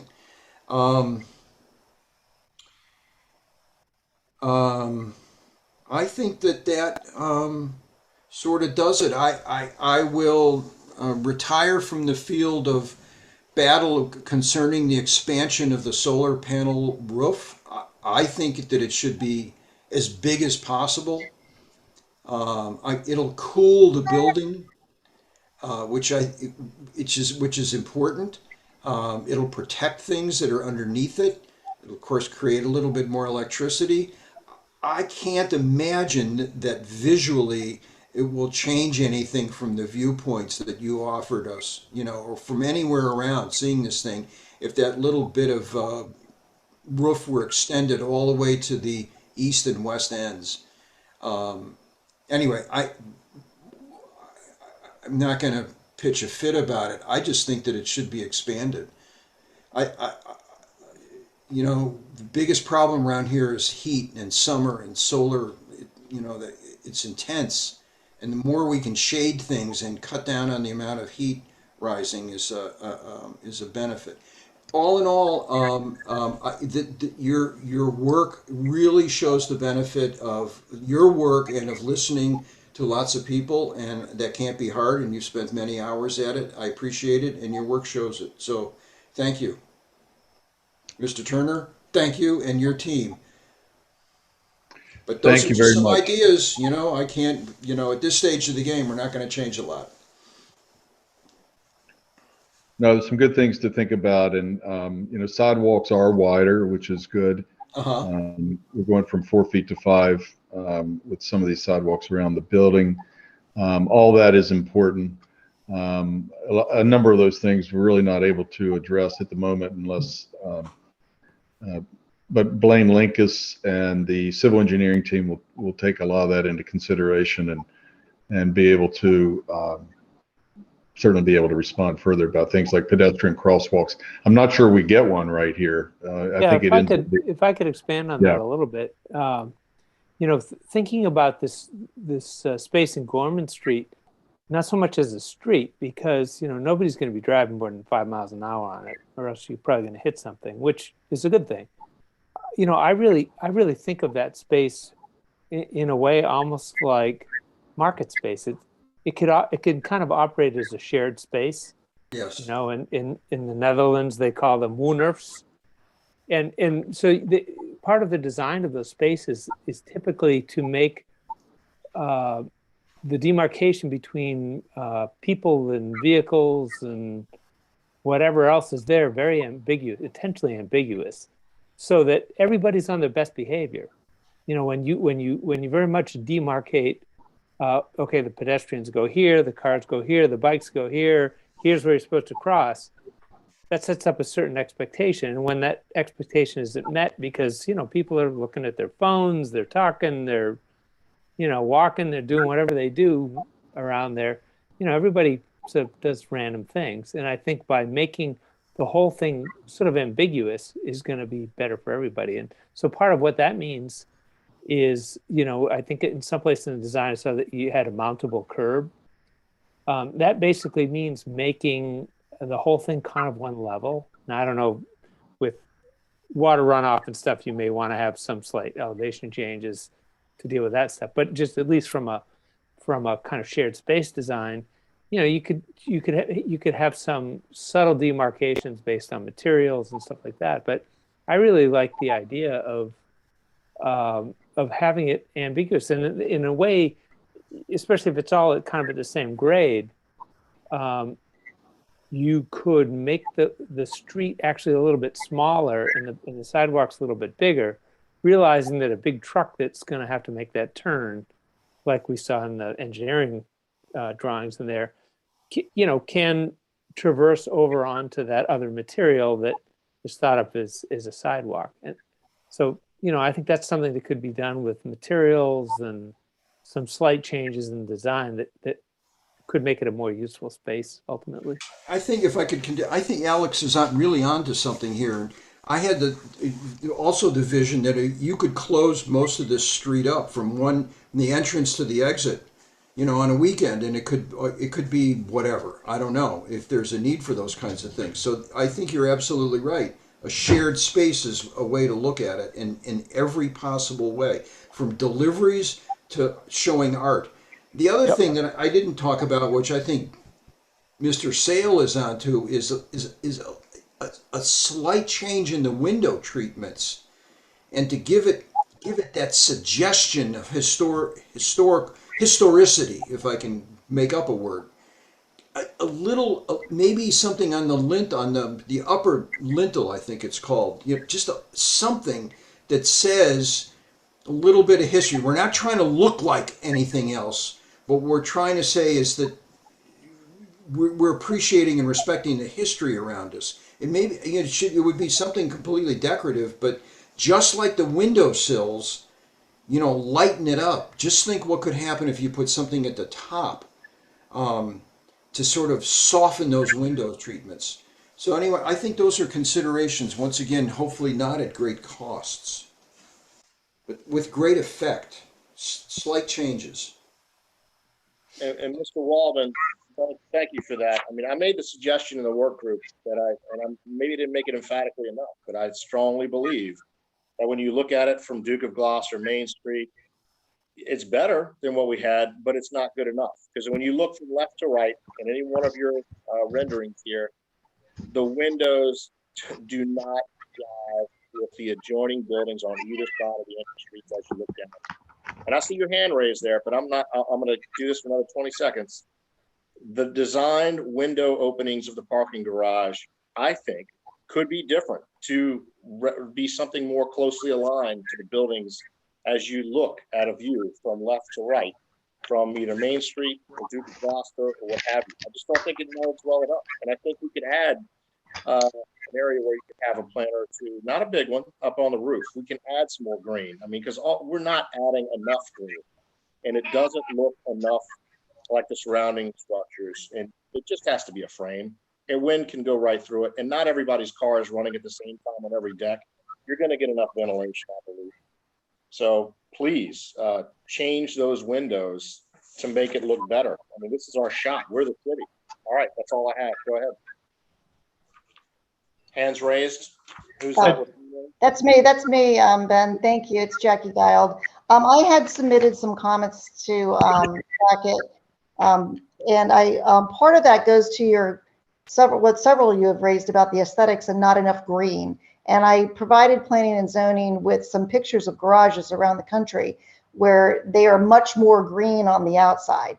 And part of that is to do with not planters as we think of them as in big round planters with trees coming out of them, nor a green roof, but many garages are rimmed like about an 18-foot or 2-foot rim around the entire top and on sides or on just partial sides. Like for instance, in this garage, you could have built-in planters on all the white spaces on the sides and the front on different levels, but especially around the top.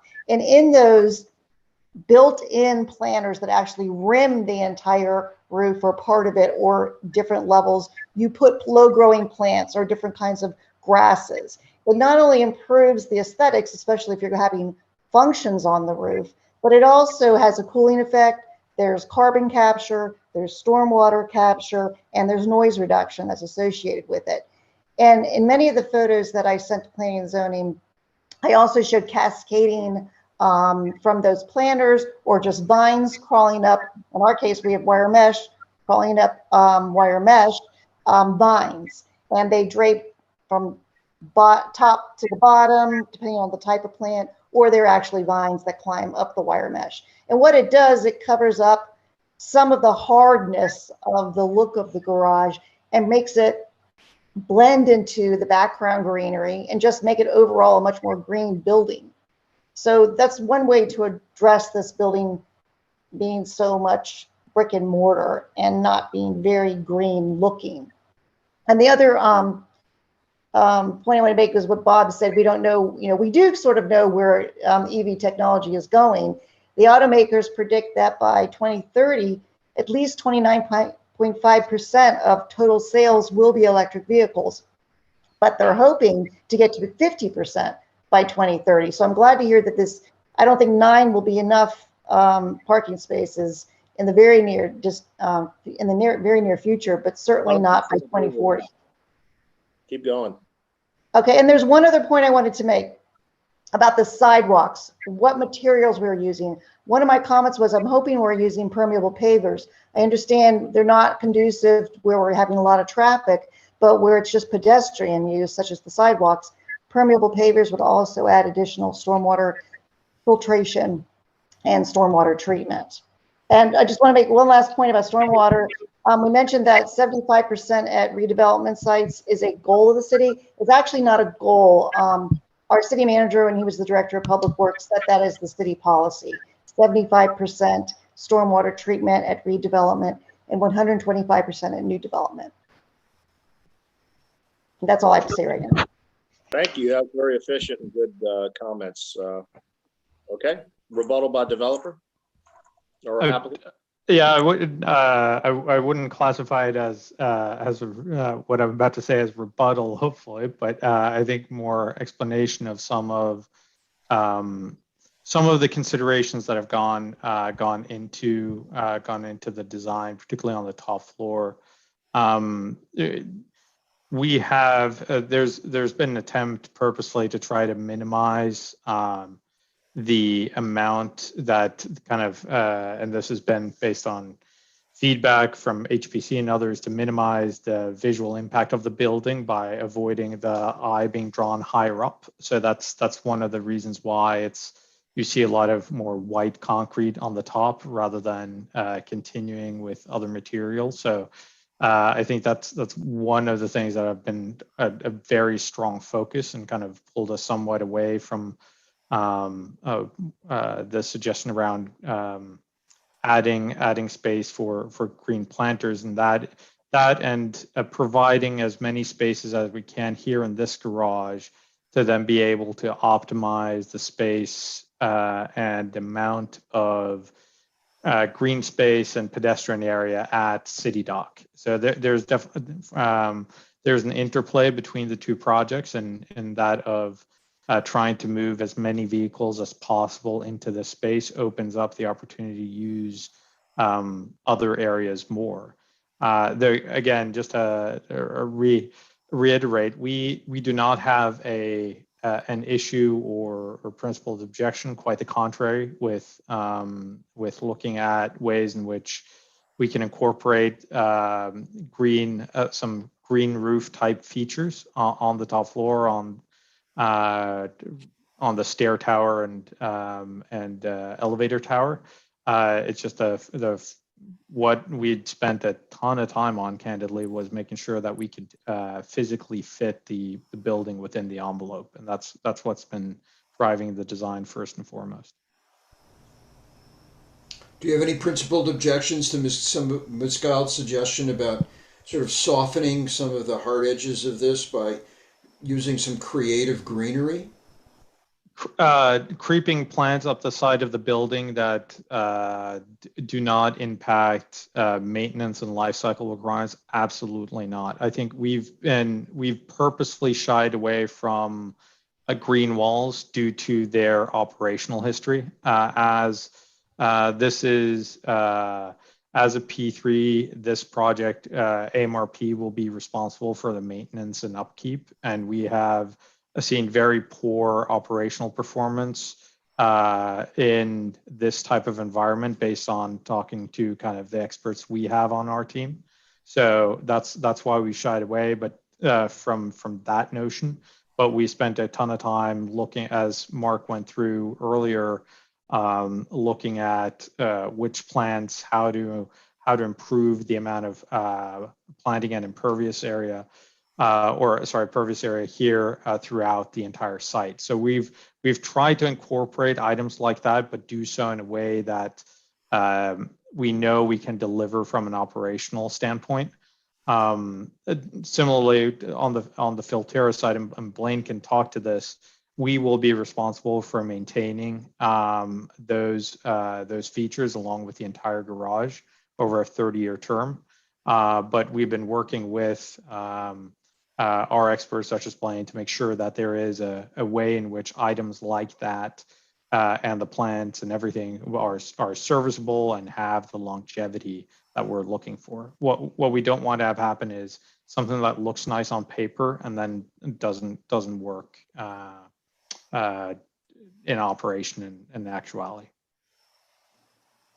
So to expand on that, I have shared our plans with Contec, who's the parent company of Filterra, and they actually offer maintenance packages which AMRP could contract with to allow the maintenance of the Filterras to be undertaken by the actual manufacturer and the specialists who really know those devices.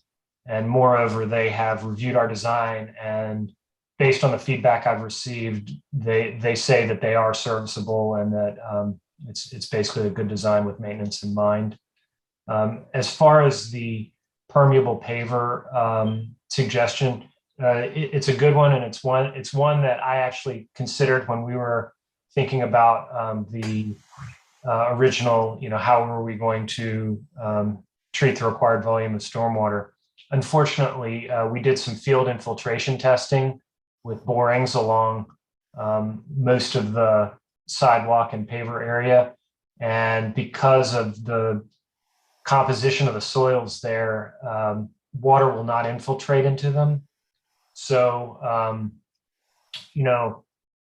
that the solution that Mark came up with in terms of the Silva cells, I think, is a better means to handle any kind of infiltration or because the water is actually going to be used by the plants as opposed to infiltrating it into a soil that won't accept it. We're trying to infiltrate water where there's actual plants there who can evapotranspire the water and use it. And as far as the sidewalk concerned that Commissioner Waldman had, at no point are we narrowing sidewalk. We're greater to or equal than or equal to rather the existing widths for all of our proposed walks. What do you guys think about that idea of shared space on Gorman Street?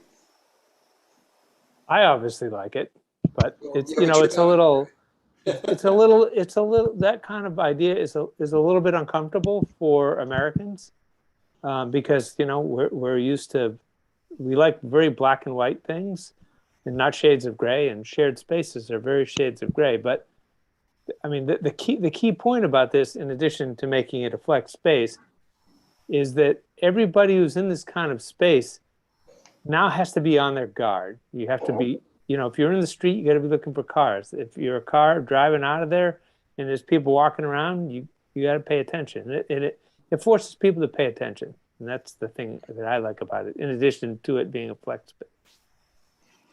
Mr. Turner, what do you think? I love it. I love it as well.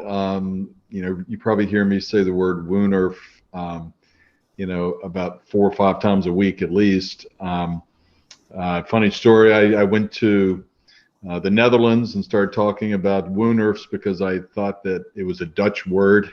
And I think it is, but it's not common everywhere. But, it's a pedestrian dominated street, and I think it makes for great outcomes.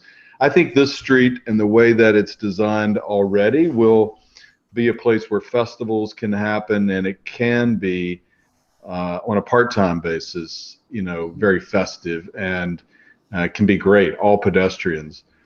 We could tabletop the road, which would help that situation, perhaps use some other type of paver other than asphalt.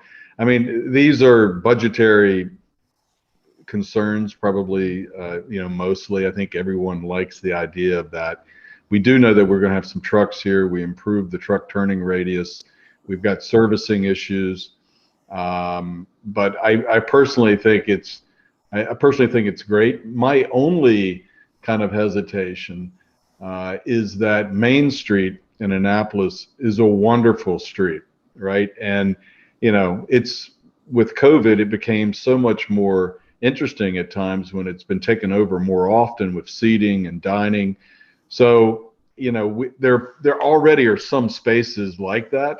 Mm-hmm. I wonder, the only question I have is whether or not people would use Gorman Street when they have Main Street and others as an option. That's all. But I love the idea. Well, I mean, the people that would use it are the people coming from the garage or out of the backs of buildings or, whatever, for whatever reason, people are on Gorman Street.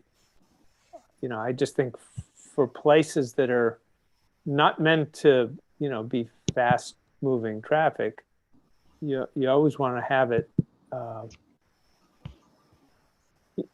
have vehicles and pedestrians be at least equals. I agree. I think it's a great environment for people to coexist with cars in a safer way. I agree with that. I really do. Okay. I just don't know if we have the resolve for everyone in the city and for that same to share that idea, but and or the budgetary expenses. But easy enough to block it off on a Saturday or Sunday after 10 a.m. It would be easy enough to block it off very temporarily for this, that, or the other. And you're only talking, like I said, between the entrance bay and the exit bay. So you're not even talking about the thing. And I hear your concern is like whether anybody will use anything like that. What can we think about? I don't know, bands playing. I'm not quite sure. Skateboard tournaments. But if the space is there, it'll start to get filled with activity once we think about it. So whatever little design considerations you do as you construct this to lend itself to that would be favorable. Whatever. Yeah, and I don't think it has to be. Nothing. It doesn't have to be Gucci. It could it could just be stamped concrete or whatever. I'm not looking for, something, some Gucci treatment that's ramps the cost up. I mean, it could even be, like I said, stamped concrete or different color asphalt or something to demarcate the different spots or whatever. So it can. I think that sort of concept can be done more cheaply. Yeah. Well, I think what we can do is certainly with any decisions we're doing, make sure that we keep open the possibility for as much use of that space as possible. It makes a lot of sense. Okay, great. Thanks. We've talked this one. Thanks. Good. Dave, any comments, Dave? You still there? Okay. All right. Well, back to me. You guys are going into more than nitnoids. I'm still focused on the big picture of how it looks and incorporates. From our work session, it was asked about the solar panel on the roof being extended more than it is, and the design is the same. I asked about the windows changing and then blending in more with surrounding. The design is the same. The bars that go around the building, around the parking garage, obviously there for safety reasons for people not to drive their cars out of the garage. Is that correct? Why do those bars have to stay there? Can you answer that for me? Or can those bars be taken off of the design? They can be taken off. They are there really to screen automobiles. Really? Okay. Well, I still think that the facade of this does not blend in well. The one thing this design, in my opinion, has going for it to counteract my comment is that the building is hidden behind other buildings mostly. So it's not something people readily go and look for or look at. But where you can see it from, I don't think it blends in enough with the surroundings. The openings, I think, in design need to be changed. Those windows that you have are fine.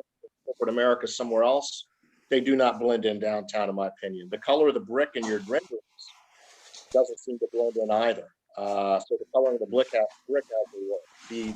The bars, that also makes me worry over the white concrete. Because you can still see that in your Duke of Gloucester view. I know that's a picture where I was there for other reasons, but from Duke of Gloucester.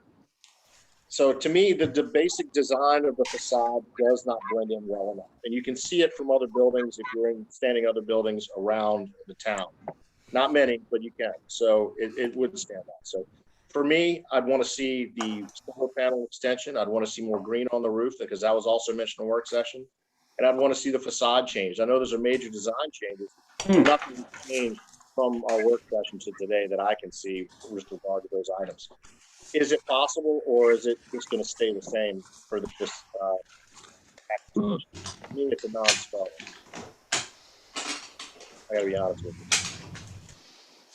you. Sorry, didn't catch that at the end. For me, the facade as it stands is a non-starter for the project. I do not think it blends in well enough with downtown. We can do better. The bars, the window openings don't match up with anything surrounding it. It's totally different.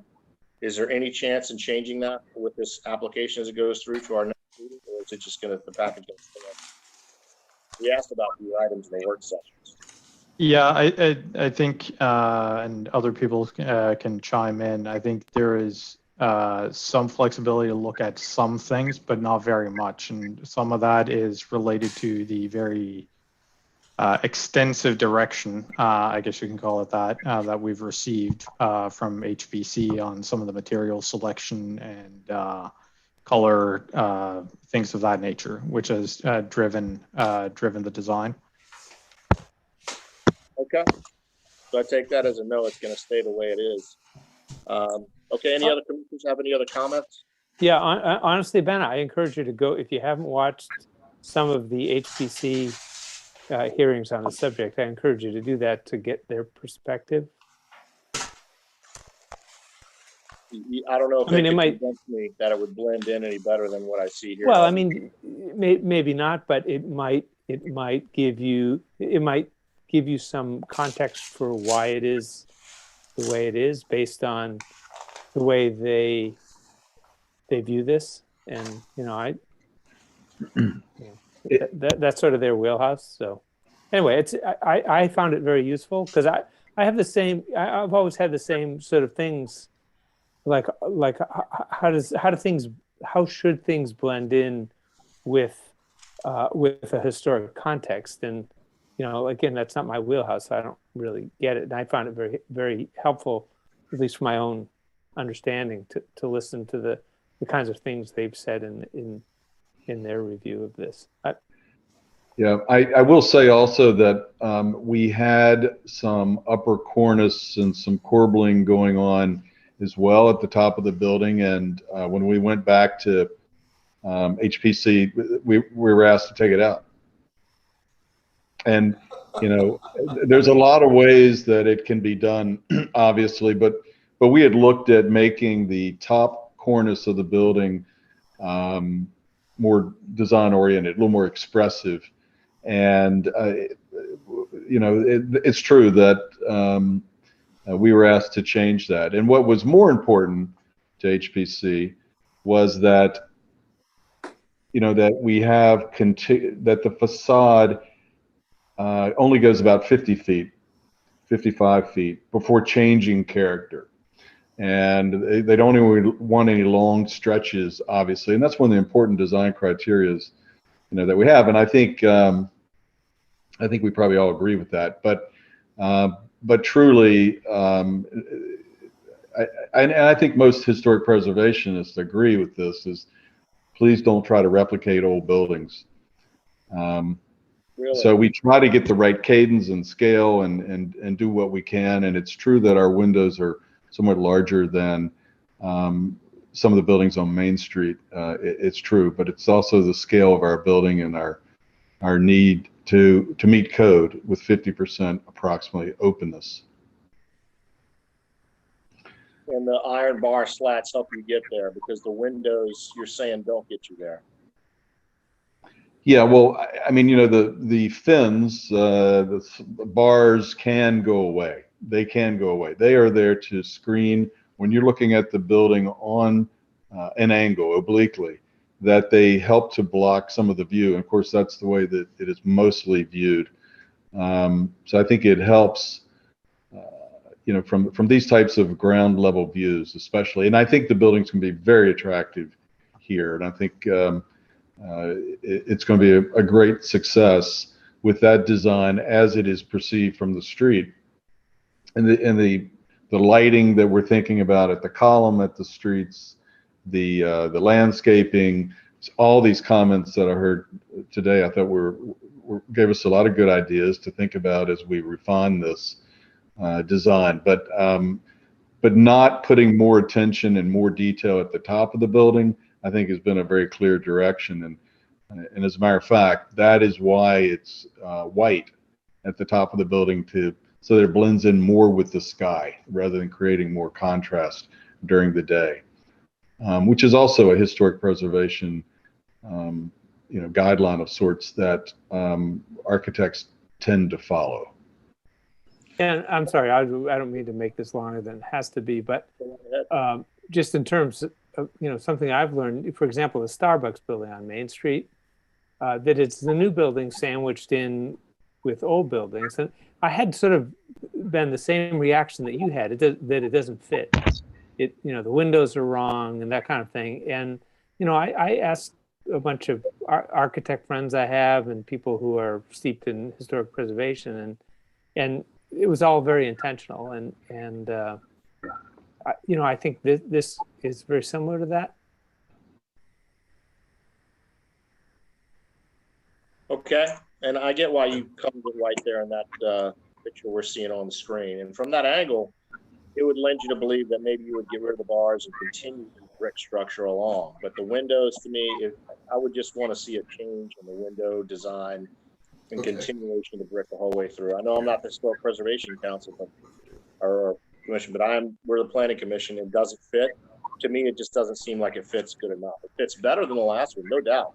A lot of great work and changes here, but for me, the look architecturally at it is, I just am not buying it, not sold on it, but I could sit here all night and that's what it is. So, all right, anybody else have any other comments before we close out?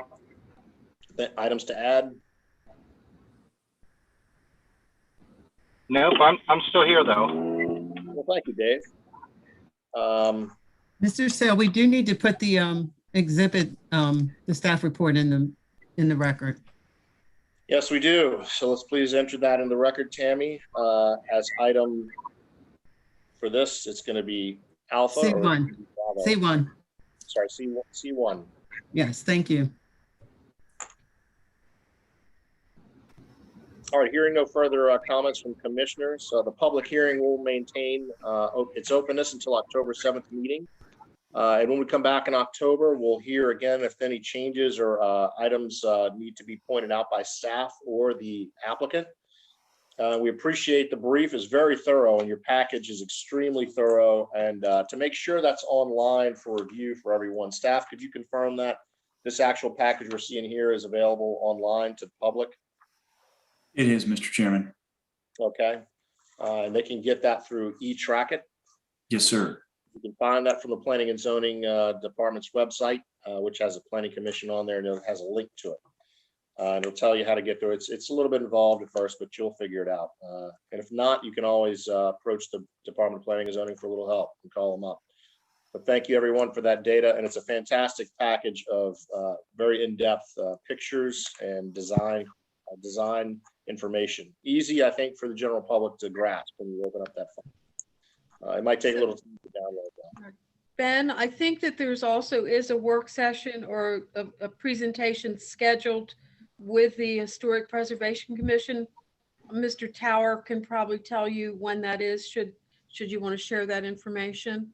Yeah, and that's good, Jackie. You're talking about the matriculation of this as it goes through all the... Right, and that might be helpful for the public to both see that as well as if any of the commissioners wanted to watch it. John, when is that? There's a public hearing October 12th.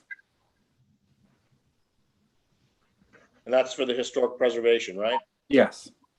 That's the public hearing, but there's been several work sessions, as Alex mentioned, in front of the HPC that might be helpful for all of you to watch. And you can really see the progression of the design, and it'll give you some good context. And since we it's been could going through email them those and dates comments, too. Right, Ben, we could share the dates of those meetings. They would be on the same YouTube channel your meetings are on, but we can tell you which ones they are where that was presented. So if you wanted to go directly to them, would that be helpful? Sure. And October 12th is after our next meeting of October 7th. So we will have made our recommendations and push this on, but yet it still goes through historic preservation. HPC actually has to be the last body to approve the project. So they will approve it after you hopefully approve it. Thank you. And they've had more than just this October 12th open session for the public. They've had several work sessions, yes. So we shouldn't hear much more change after that, we would hope, unless people hear it's first they're hearing of it. Okay. That's all I have on the item, and we can keep it open. Commissioners, last chance. All right, thank you very much, staff and applicant, for your in-depth presentation and participation tonight late. We very much so thank you. We'll keep the public hearing open until October 7th on that item. Moving on to unfinished business. Thank you. Thank you. We have nothing that's unfinished to my knowledge. Staff, we can move on. All right, and October 7th for quorum issues, Jackie, since we have everybody here, I will be here for October 7th. Anyone else? Can we chime in? I'll be here. Okay. Dave? Bob? Yes. Said yes. Alex said yes. Dave? Still on? Yes. Can you Okay, make it so October we have a 7th? quorum, and Diane had said that she's going to watch the rest of the meeting from tonight. So, Okay. we will have a full house. Is there any thought to it being in person, or is everybody, have we gone intentionally back all virtual? Well, you can make a decision about if you want to go to live meetings. I will share with you that the Board of Appeals has decided that they are going to stay virtual till the end of November. But you can make your own individual decision about it. You can either go all live or all virtual. Those are your two options. That stinks. There is no possibility for a hybrid meeting like with City Council. No, I mean a hybrid from the standpoint of some are virtual and some are in person. Well, you could do that, but you know, then yes, you could switch back and forth also. That's fair. There would just need to be a proper notification timelines and everything. I think that'd be possible. So I personally would like to go back to some in-person meetings. But not just yet. I think we're September.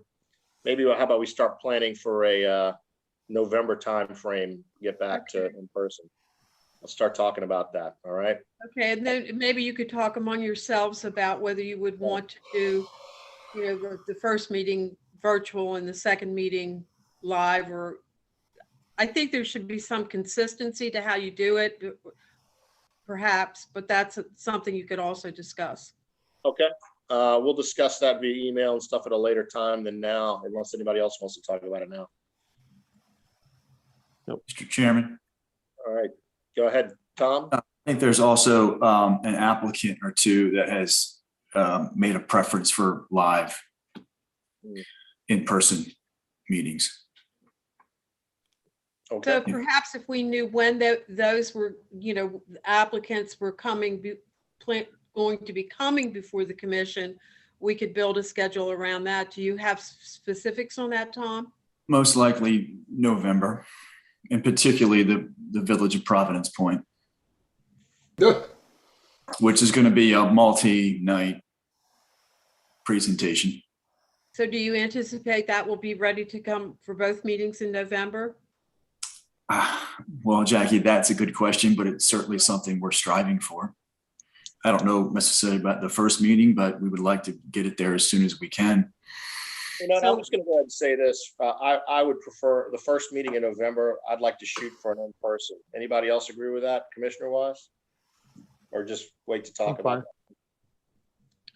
Why don't we take this offline where we yeah, can, and we also can have to go see back what and we have, the whole big legislative push is really over for a while. So it's really, I don't know that there's any more new legislation being introduced now until after January. So it would really probably primarily be projects and comprehensive plan items that would be coming before you.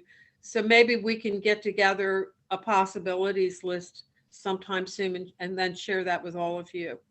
Okay, and that's That would definitely. help your thought process on making your decisions. Jackie Rouse, What? the first Thursday in November is Thursday, November 4th. When is the election? November 2nd? I don't know. Okay, it's not on a Thursday though. It's always on a Tuesday, right? Yeah, they're always on a Tuesday. That would not be a problem. I don't think you have any holiday issues. I have Jackie. I have an attendance problem on the second meeting of that month, the 18th. Not to interrupt, but the election is November 2nd, that Tuesday. Right. Okay. So that will be a problem for the Board of Appeals and not for you all. How about So you have staff a problem with support- November 4th, How about Bob? staff's will to support in-person meetings versus virtual? I mean, you got to have everybody feeling comfortable to do it, right? Tammy? Well, I think that's one of the reasons the Board of Appeals has made the decision to revisit the live issue after the end of November because of the uncertainty of Delta. going on with COVID at this point in time. If a meeting is in person, is it recorded? Yes. Yes. Is it video recorded or just audio recorded? We don't actually know that just yet. There was audio from You Tammy. don't know that just yet? What do you mean? Everything we've done has been for going like live streaming all these meetings has been because of the pandemic. And there isn't currently a plan moving forward as far as what we do if people go in person and where and how. Because not every meeting, every commission is going to be in a place that we could go live stream. Like if you guys are fine because you're in the chambers, but there's been no conversation just at this point about how we move forward. So we would need. If it's in chambers, it can be video recorded. Yeah. Okay. But are you, thanks. Julian, are you saying that there's not an endorsement for doing that? No, I'm not saying that there's not an endorsement. I'm just saying that the conversation hasn't occurred yet. We don't necessarily know exactly how we're moving forward. Well, I mean, since whatever, we opened this Pandora's box. Yes. We talked about that a long time ago that, when we were in chambers, why couldn't this be recorded? Video recorded and made available for everybody to watch after the fact. And the answer we always got was there's no money to do it. Yes. I assume that Systems condition has not availability. changed. Well, so what happened, Alex, is that a lot of the things we did as far as the virtual meetings was covered by CARE Act funds.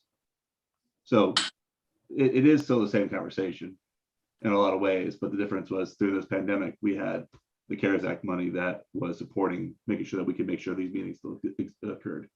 I understand that, but if we go back to in-person in chambers, we're back to the same condition we had before, that there was no money to do this because we're back in person. And that's what I mean. Think that we're going to have to give some thought to the fact that the beginning of January, the garage is going to be torn down. And then, there going to have to be alternative parking for any meetings in council chambers, which I don't believe that's been discussed yet, how that will work. And Alex, Anyway, I'm sorry. We don't have. We It's should a probably whole- take this. it's a whole- We should probably just take this offline and talk about it. So Yeah, we let's don't have waste an everybody else's administrative meeting about this let's do that. next week, maybe. Just a quick 15, 20 minutes on a day, and I'll throw it out there. We'll get everybody to call in and get everybody's comments on it, because some people may not even be comfortable doing it that we need for support, So we'll talk about that and get everybody's take. And if we can't get it in person at that little administrative meeting, then we'll do it with email from those people. But I'd like personally to get a meeting or two in or three under our belts in person, November, December, and when the parking garage comes around, we can stay back to what we were doing now. But some people may not. So let's try to meet next week. I'll throw a time out there of how about a Wednesday afternoon at from 4 to 4:30, Wednesday afternoon of next week, we can meet. Okay. That'll be my first take, and if not that, it'll be Tuesday from 4 to 4:30. That I should be prefer a Tuesday, Mr. Chairman, if that's possible. Say again, you go for Tuesday? Okay. Yes, sir. Sure. So are you going to send, Ben, you will be sending out an invite for that? Is that your game plan? Sure. I can send out an invite for that, and people can say yay or nay, and we'll see who we get for a quick a Zoom phone conference on it. And maybe we can get some feedback on some of the issues that have been raised tonight before that. Maybe not. Maybe not, right? Yes. All right. And that'll be the first start. Tuesday, 4 o'clock, get everybody together, whoever we get, great. And we'll go from there. And then we'll have another one. Right. So at this point, I don't believe we have anything else planned for the next meeting agenda of October 7th, except the continuation of the garage. Unless, Tom, do you have something else that's scheduled for that night? You can put this item on. Potentially, I may schedule the Primrose School. Okay. And I don't think so other than those two, there aren't any other projects that major site design that are ready. No. Ready. Okay. So that's. I move to adjourn. Okay. Second. Thank you. Okay. Because we can talk about this afterwards. Thank you very much. There's been a motion, a second. I'll take a vote. All those in favor of adjournment, say aye. Aye. All those opposed? Nay.